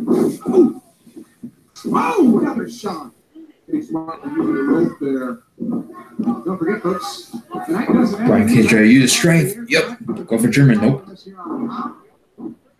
The all-time greatest movies ever. Splash! Alabama slam from Brian Cage. 6 out and nearly had him. That was a 3, to be honest with you, right there. The counter to the pile driver. He kicked out too late. Well, not too late, but later than he was supposed to. Trying to get the feeling back in that knee. Hey. We're comfortable with Brian Cage. But I pretend not to say that because I would have belt off Brian Cage. Swell up and then it becomes stiff and it becomes very difficult to maneuver. Look at this hanging guillotine choke here by Sammy Callahan. Brian Cage in a dangerous situation here. He's going to Brian Cage using strength. No. Oh. By Callahan. Callahan's trying to keep this close. Palm strike. Oh, Sam Callahan going with the nice. Yeah, Johnny Bravo very concerned. Here we go. Got him. Shoulders down. One hand trick over the exhibition champion. Cage kicks out. I see more in Corbin than I do Cass. Johnny Bravo very concerned there. Baron Corbin's trash now. Bravo checked with the champion to see if he wanted to continue. If there's no win. And Brian Cage. Also, did you hear about Alexa Bliss having multiple concussions? Yep. This is that time Yeah, possibly she possibly might have to retire too. Yep. On social media as it relates to Brian Cage. I'm telling you, man, this company, you got so many people injured. You got people having concussions. Some people retiring. It's like Cage tries to escape. This is what happens when you have to work in that ridiculous schedule. not only that, but water down your moves, which makes it worse. You know, even though they're trying to do it safer, but really they're just making it worse. Mm-hmm. Oh, that was good. Pump handle slam there for Brian Cage. Cage, look at his strength. Amazing. Oh, fuck. I'm about to say. Oh, Sammy got back up. Does he have anything left? F5. 1, 2, rope break. Callahan got a split on the rope. Great awareness by the challenger. Sami Callahan gets his foot on the bottom rope and this match continues. He's just got to be wondering, what does it take to keep Callahan down? That knee's starting to stiffen up. You can tell by the way he's moving on it. Yeah, this might be a protected finish. Oh, kicked him right in the face, no selling. Oh, Callahan goes low, kicks down. Brian Cage, this is very similar. Smart by Callahan. That's 8. Count of 8 unanswered kicks. Bow driver. 1, 2. Nope. Oh, go for the ankle lock. Callahan wasted no time to the strategy, the strategic brilliance of Sami Callahan. We're seeing it here. Go for the injured leg. Ankle lock. Well, not injured, but stiff. That puts pressure not only on the ankle, but on the knee. And it allows, I should say, a more. Okay, try to power out of it. Ordinary man. He's going to crawl the bottom rope, and he's going to break this hold. Callahan's got 5 seconds. Another rope break. Must feel like an eternity for Brian Cage. Smart wrestling by the challenger, using 4 of the 5, so he doesn't get disqualified, but keep maximum pressure on the leg of Brian Cage. Again, Cage grabbing his leg. Who knows what those ligaments look like right now? Torn and twisted by Callahan. Sammy going up.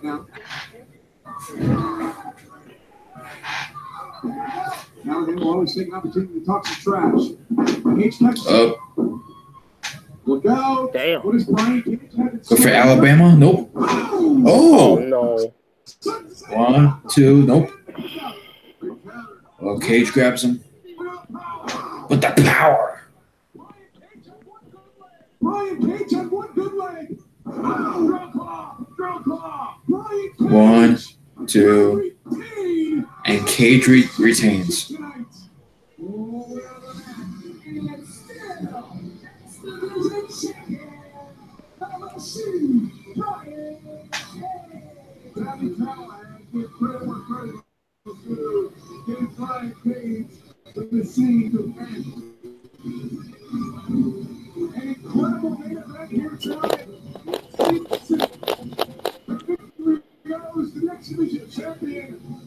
Oh, he's gotta cut a promo.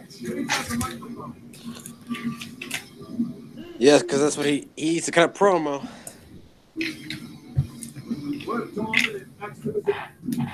January 6th, Nashville, Tennessee. Impact presents Homecoming. And I'm cashing this in. Oh, Option C. What? Wait, Brian Cage is going to exercise option C? He wants a world title shot. He just gave up the X title. Well. Option C. And now the nightmare scenario for Johnny Impact as it appears. Holy he'll face shit. the Fiend, Brian Cage at Homecoming on January 6th.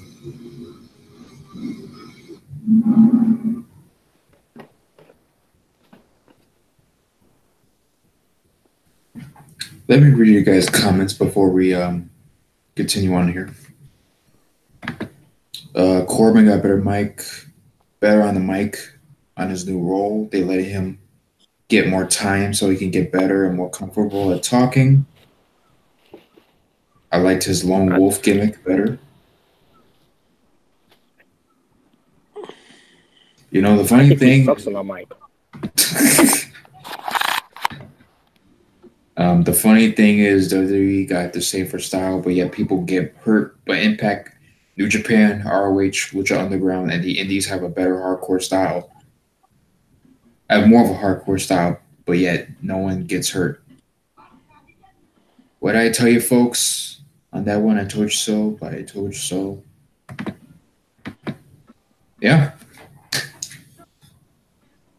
So that's how the show ends. Brian Cage retains the belt, only to cash it in for a title match in the Asylum. At the Asylum. Wow, I didn't see that. I didn't see that coming.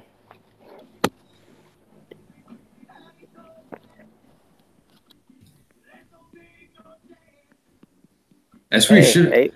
Yeah. Ace the belt's off for him. Dude, he should have been the world champion, going for the world title in the first place. Mm-hmm. But we'll see what happens, man. WWE is on the road 365 days a year.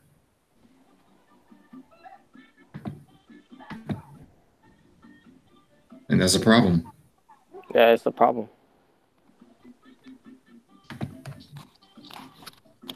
I mean, barely any days off in the year. This is the same. This is the same company that had them working last year on Christmas and on New Year's Day. It's pathetic.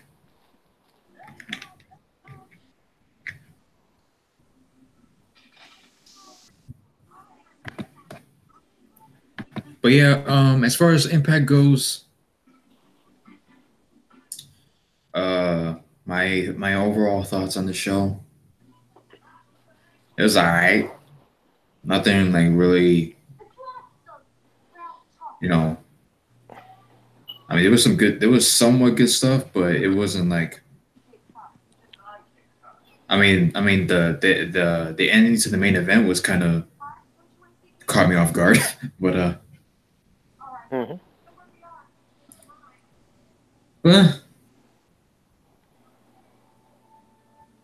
It was whatever.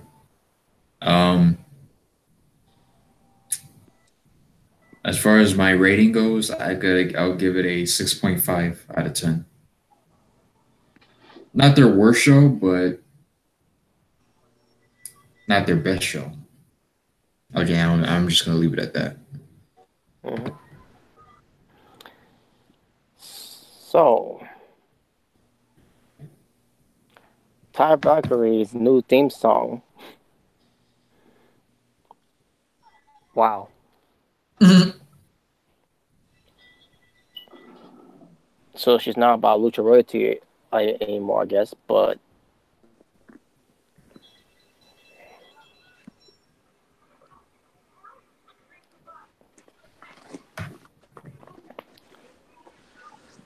anyways, what's going on with Desmond Xavier and that segment earlier? I saw that. Like, what the hell is this? They're smoking weed. What the fuck was that?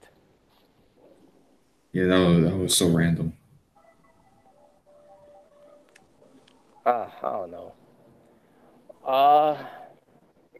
Flat out trash. I don't get it, man. And I saw him falling down. With that segment with KM. And like, what the fuck was that? Like, why he fell? I didn't catch that part. Why did he fell?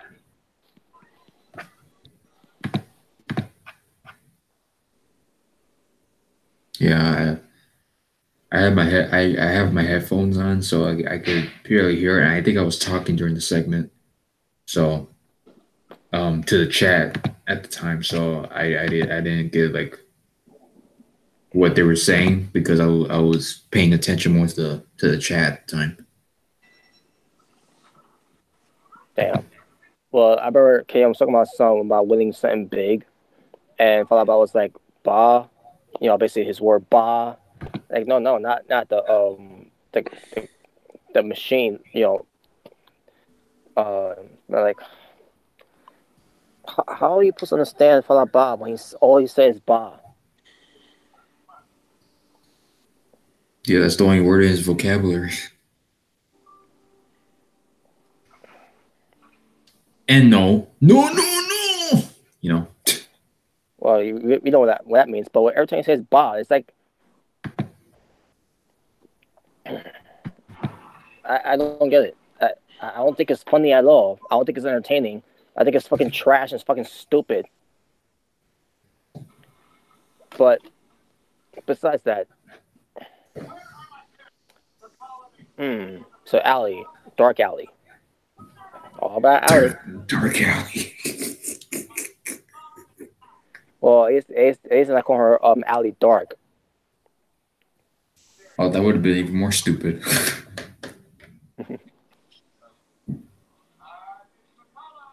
So yeah, Kerrigan came for the rescue, only for her to get destroyed.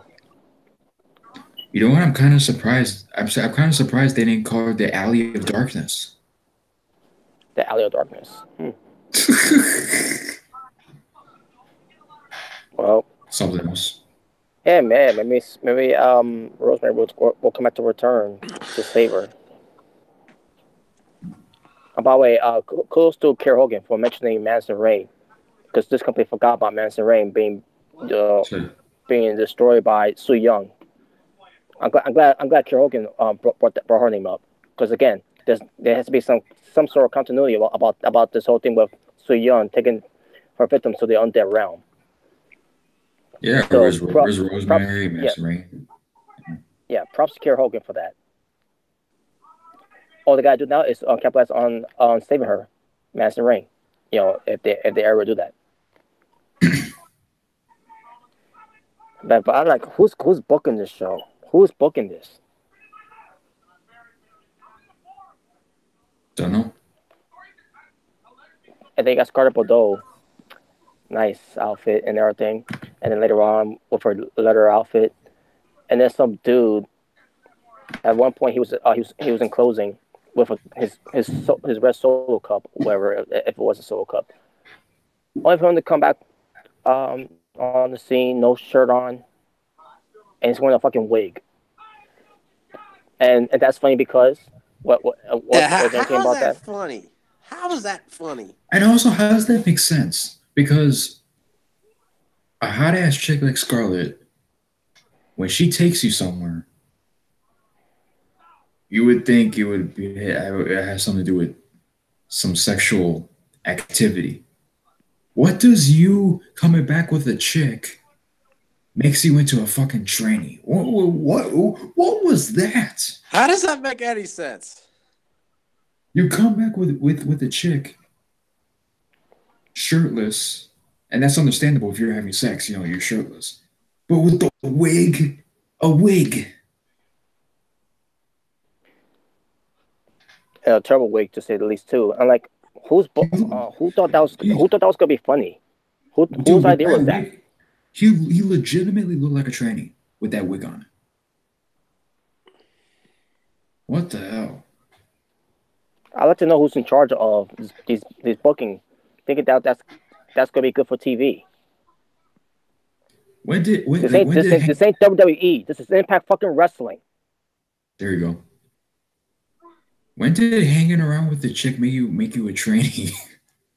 Like, when did that ever happen? I swear, there gotta be someone who needs to work for WWE is working for Impact Wrestling backstage and thinks this type of shit is okay to do on other wrestling company. And when are we gonna reveal who Scarlett Bordeaux is gonna be with? When's that ever gonna happen? When I'm are they? assuming. I'm assuming at Homecoming. And where are the snippets? Where are the snippets? They didn't show them this week. Yeah, they're doing a good job. Photographing Scarborough Doe's, searching for her her assistant. But anyways, I'm still waiting for her to wrestle too. But anyways, I don't think she's gonna wrestle. Well, at least for the time being. I'm thinking that they're having her as for like eye candy. I mean, Because with with the whole smoke show and stuff, yeah, I'm always fine with that. Just waiting for that segment where she's get ready to do a scene in the bath in the bath, taking a shower.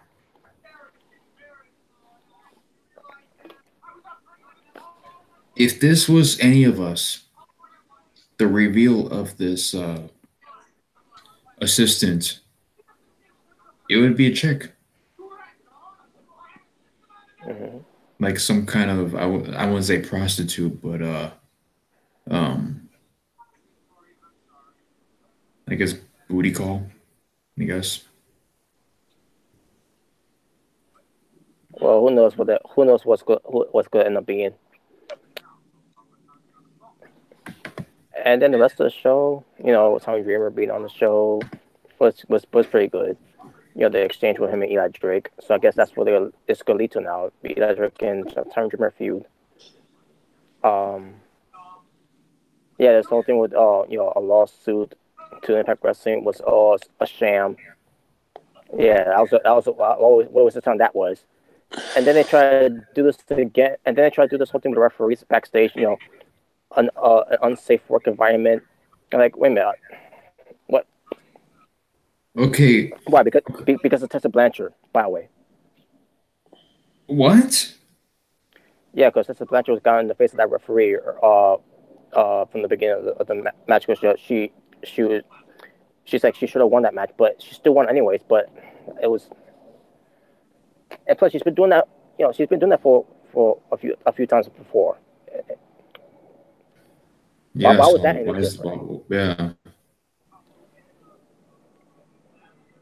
Oh. Yeah, they dropped the ball with Eli Drake when it pertains to this storyline because the lawsuit thing, it was starting out pretty interesting with I'm going to sue the company and Joseph Park's going to be my attorney. Is it?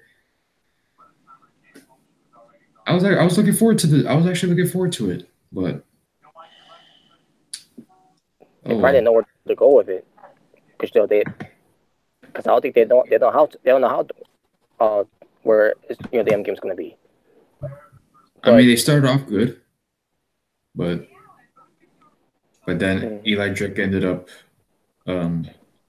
attacking Joseph Park. That was a great promo of him, Eli Drake. Routines to wrestling. Then Johnny Impact wins against Matt Sydal and Josh Matthews.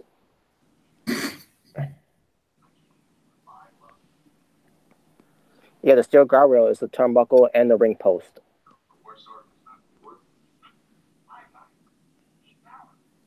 Trash. And then finally the main event. I didn't see this coming. Brian Cage, cashing in after beating Callahan to retain the title, only to cash in against Johnny Impact for Homecoming. All right. That should be a good one too. Yes, it is. And on top of that, they had matches before, not just Lucha Underground, but outside of Lucha Underground as well, and outside of Impact Wrestling. And to see that this is going to happen in Impact Wrestling, I can't wait to see that show. And hey, the belt's off of Brian Cage. Now that hopefully the exhibition title will be, hopefully they'll pay attention more to it. With some exhibition wrestlers. they need to get back on track with this. To stop treating that like it's an afterthought. Yeah, there hasn't really been much with the X Division wrestlers. Yeah. Yeah, so they gotta go back to what the exhibition was all about. Make the belt matter again. Otherwise, it's gonna end up it's gonna be forgotten. Like Shinsuke Nakamura's reign of United States champion. Oh jeez. Yeah. So yeah, as far as the show, wasn't too crazy about the show. Now last week I gave it a 4 out of 10, but this week I'm gonna give it I thought it was more tolerable, sort of. But I'm gonna go 5 out of 10. Okay. Just not feeling. I wasn't feeling that much for this week as well. And next week I don't think it's going to be any better because it's going to be the Thanksgiving episode. But Electric's turkey. I forgot how he calls it, but gravy train turkey something bowl. Yeah, so someone's going to turkey soup next week, and let's see how that turns out. And there you go. Yeah, I think they dropped the ball once again with Eli.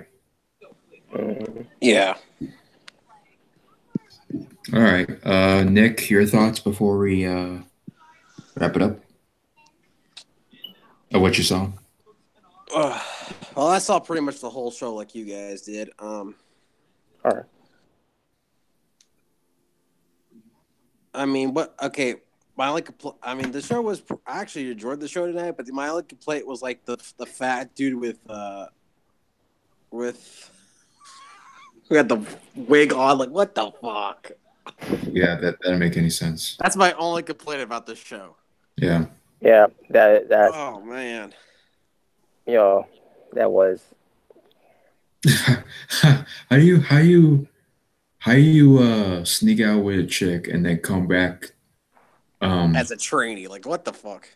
Yeah, when has that ever happened? You hang around with the chick and you all of a sudden become a chick. Like, what was this? Ned's Declassified? You remember that? Remember that episode? Yeah. Crap. I remember the episode like it was yesterday. Oh man, yeah, that was a good show though. Yeah, when Ned Ned Bigby. Yeah.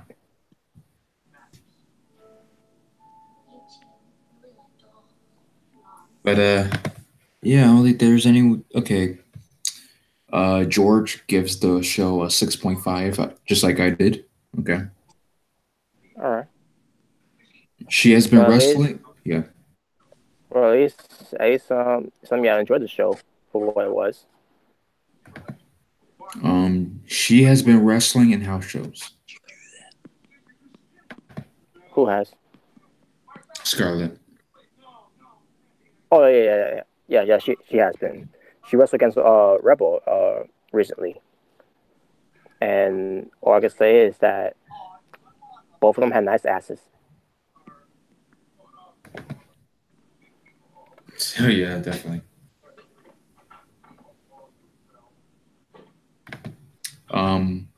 Yeah, but people don't make the X Division belt a cruiserweight championship. You got evolve with it.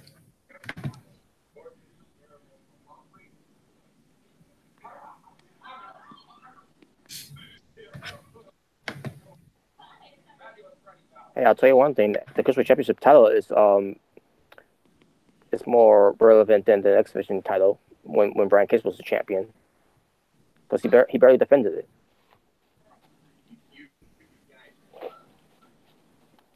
Well, he's no longer the champion now. He's cashed it in. So and that's another thing. They might do a term. They might have to do a tournament or an Ultimate X match. Oh yeah, that'd be cool for the Asylum. Yep. Ultimate X. But will they do it? No, I don't think they would, because this is Impact Wrestling for some reason going a new direction with their booking, and this proves otherwise. Because you might end up with a guy wearing a fucking wig for no reason.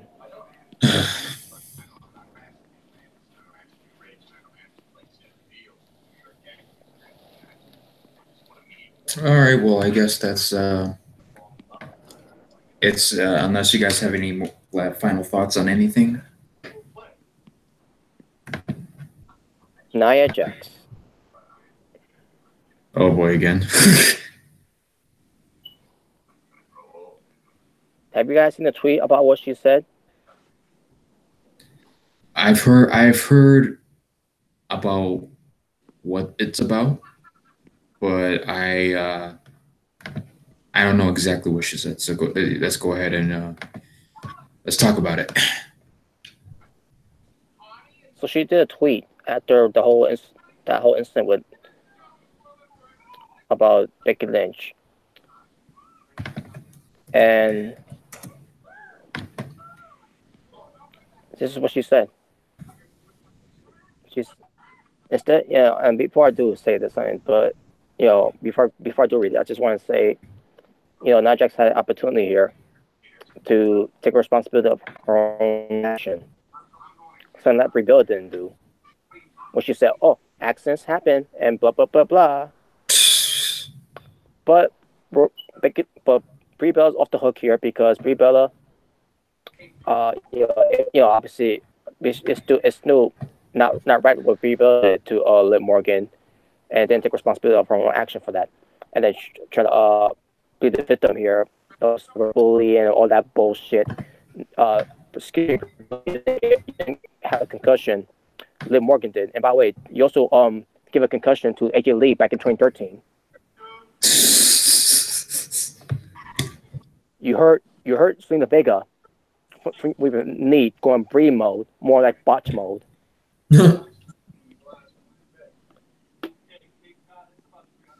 You heard The Miz busting him open at a pay-per-view, by punching him in the face. Could have hurt him, Maurice at one point, and almost hurt yourself with a suicide dive. God knows you would have actually committed suicide because of that. Hey, they're legends. They're legends. The Bellas, they're legends. Fuck off. Yeah, on top of that, she's been wrestling for 10 years. Yeah, exactly.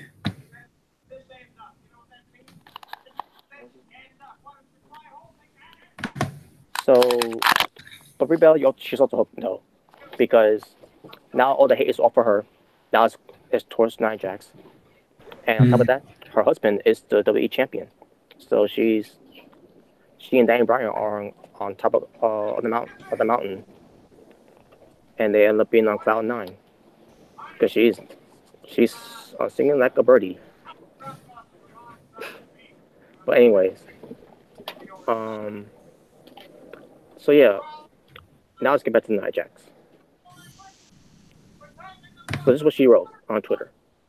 Yeah, like I said before, she sure just apologized to take responsibility of her own action after what she did to Becky Lynch, sabotaging the main event for Survivor Series between Becky Lynch and Ronda Rousey, a match that everyone was looking forward to watching. So this is what she said. Hey, we don't deliver mail. Things happen. Is anyone gonna ask me about how my fist feels? Okay. Now, let me show you a picture of her fist.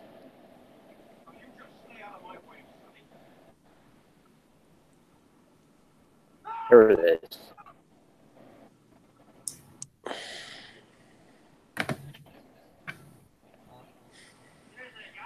Here's the picture of her fist after the results of what she did to Becky Lynch. Wow. A little tiny cut, a nice bruise on that knuckle, and from there too. Yeah, wow, what a travesty of for your fist. A little tiny cut Oh my God! Also, Hope you're right. Hope you didn't break a knuckle. Hope you didn't break your hand. Hope you didn't have a dislocated wrist. Oh my God! There, that's something. also, what does that have to do with what people were trying to say about your botch? So basically, and basically she's playing the victim. You know, but that was long. That's basically what Nia Jax how her hand is doing, and your hand is doing fine, Nia Jax. So you'll be fine. You'll heal. Yeah. Meanwhile, and I say that very fucking loosely. Meanwhile, what you did to Becky Lynch was more than just a little fucking cut on your fucking knuckle. Just give me one moment. Yeah, she was basically walking around with a bloody ass face. Because Nia Jax was so careless, so reckless, more than Brie Bella was with Liv Morgan, with her kicks. Yeah.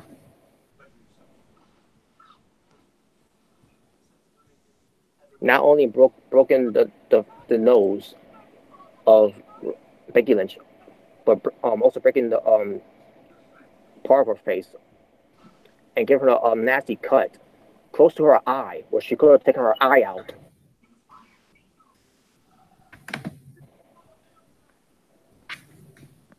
And on top of that, finding out that she had a concussion. Yep. So her little tiny cut of her fist compared to this.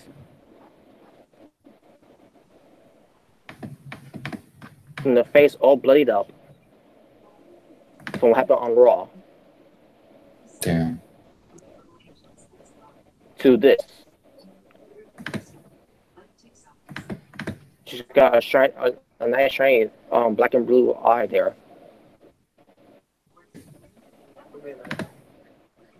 That is crazy. So yeah.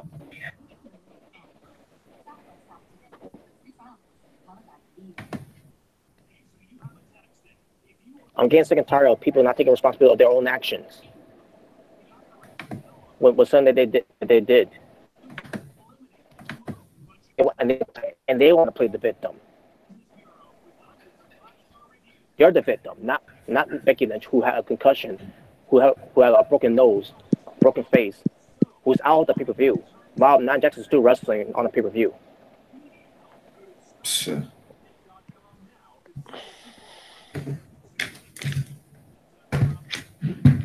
And all she's worried about is a little tiny cut on her knuckle. I'm sorry, Nia Jax, but if your hand ain't broken, if your wrist ain't dislocated, I don't want to hear it. We don't want to hear it. Yeah. What you need to do is take responsibility of what you did, and you didn't do it. So with that,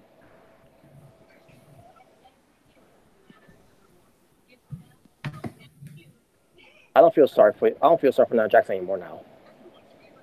Is that what she said? I don't want. Yeah, that's what she said, by the way. And I don't want to hate her because of that. But it does get me mad that she's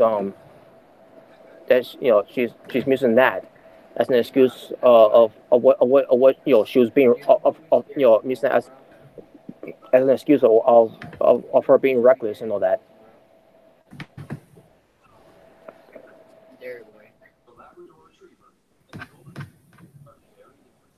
And also, I want to give a fuck you to Ryback again.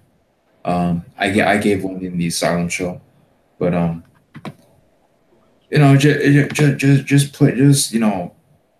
also making excuses with Nia Jax and then talking shit to Brian out, talking about, oh, you're a pussy, you never been in the business, you don't know shit. People make mistakes just like your parents did. It's a cool story you wrote it up, bitch. Yeah, show more words up your asshole.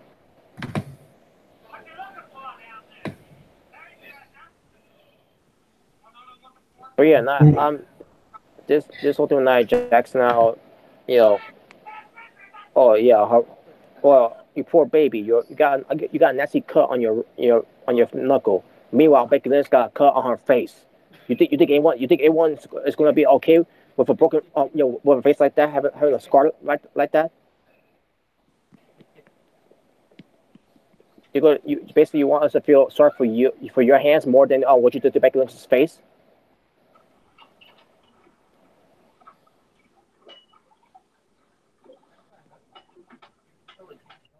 Sorry, I had to mute myself. All right, I didn't know yet. He was unmuted. People make mistakes. Yeah, trust me. CM Punk knows about that one. Yeah, it's nothing. Right back. If Nia Jax made that mistake, then why did she apologize? Why didn't she? Maybe she did apologize to Becky Lynch for that backstage. Oh yeah, I'm sure she did. But she didn't feel sorry for her apology when she went on Twitter point out about what happened to her knuckle. So I don't want to hear that bullshit. And also, again, what does that have to do with what people were trying to say? You fucked up. Oh, do you see my hand? Yeah, so? What's the point you're trying to make? Yeah, what are you saying? Your injury was more affected than Becky Lynch's injury. Becky Lynch is out of the match. You're still in the match. Unbelievable. Yeah, because she would still be wrestling, or she wouldn't be wrestling. Because concussion is a serious situation. Mm-hmm. When you're concussed, you can't compete. Becky Lynch cannot compete. Your hand. Oh, your hand. Oh my God, that's got a little tiny cut. Big fucking deal. You're a big girl. You can handle a little tiny cut. And I'm not saying big girl of her because of her size. I'm saying, she's a grown girl. She can get over it. Becky Lynch cannot get over the fact that her nose, from here, almost taking her eye out, and then have a concussion after that.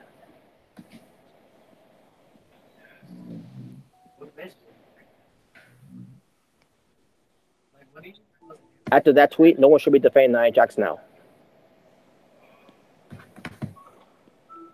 Yeah, basically she was like, "Fuck you" to anybody who. Oh, you're not in the business. You're not feeling what I'm feeling right now. I say, what kind of argument is that?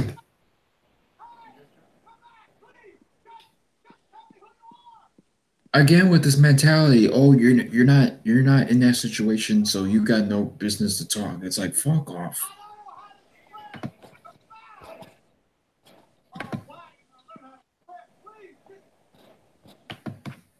Oh, you're not in the business. You can't criticize. No, we're seeing this live on TV. We have eyes. We're watching the show. We can clearly see what's going on. Fuck Ryroids. Mm-hmm. Dumb as fuck. Yes, he is. Dumb as fuck. But that's all I gotta say about that. And as usual, the way I'm talking about Nia Jax, for her playing the victim card here, of what she did Becky Lynch, sabotaging the main event, sabotaging Becky Lynch's push there. Which by the way, when she does come back, Becky Lynch from her injury, she's going to be more over than she than ever before. With her being a heel, with WWE playing the heel card for her, where fans like, no, fuck you WWE, we're still going to cheer for her. And no matter how many times you're going to keep editing the booze in for those video packages, ridiculous. But yeah, that's my feelings about Nia Jax. Don't hate her. upset and disappointed that she's playing the victim here, like a sexy star did with Rosemary, and a Brie Bella did with Liv Morgan. Yeah, I went that way, that route too. Yeah, take responsibility of your own actions, and because you didn't do that, you deserve to be bullied, cyberbullied, and all that all coming at you. And sure, I'm not trying to say that she deserves it, but she should have been more careful. More careful with that. So yeah, that's my feeling on Nia Jax for that one. And if y'all like it, beat it, because no one wants to be defeated. Yeah. Just saying. All right. Before we go though, let's go ahead and read some comments. Which is only really two. Yeah, Shiveria. Nia could be using this to get heel heat because I heard Nia is likable backstage. I can see that. I'm not saying storyline thing. I'm saying that I can see her being likable, which she is likable. Which is why I don't want to hate her. Because remember, she's a heel. Well,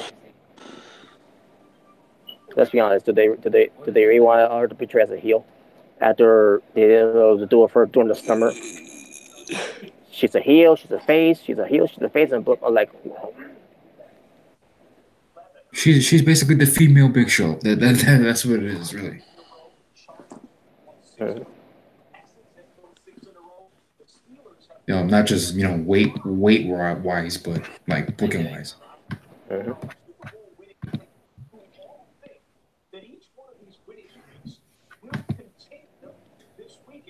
Yeah, but that's it, right? Yep, that's it. All right, Nick. Any final thoughts on anything? Nope. Okay then. Other than WWE, there's no reason why they should be big or bigger than Disney.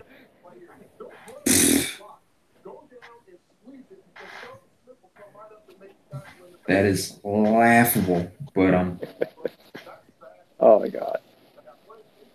Definitely. Yeah, she knows what she's talking about. Idiotic. All right. So yeah, that's pretty much it for the Impact Live reaction. Be aware of a video tomorrow on my channel. For episode 73 with the Asylum. I would while I was editing, I was looking at the time. We went nearly for like 3 hours. The video was pretty much at 3 hours. Damn. It felt like it was 3 hours too. Yeah, I think the Eddie Guerrero topic, that's what made it longer than usual. Right. But yeah, so there will be a video, episode 73 tomorrow. And as far as a live reaction, because Gino asked me this a couple of weeks ago, if we're gonna do an Impact Live reaction on Thanksgiving Day. Of course, usually, like if they were at the their usual time, which is 8 o'clock to 10. 8 o'clock to 10. What the fuck? Well, at my time, 7 to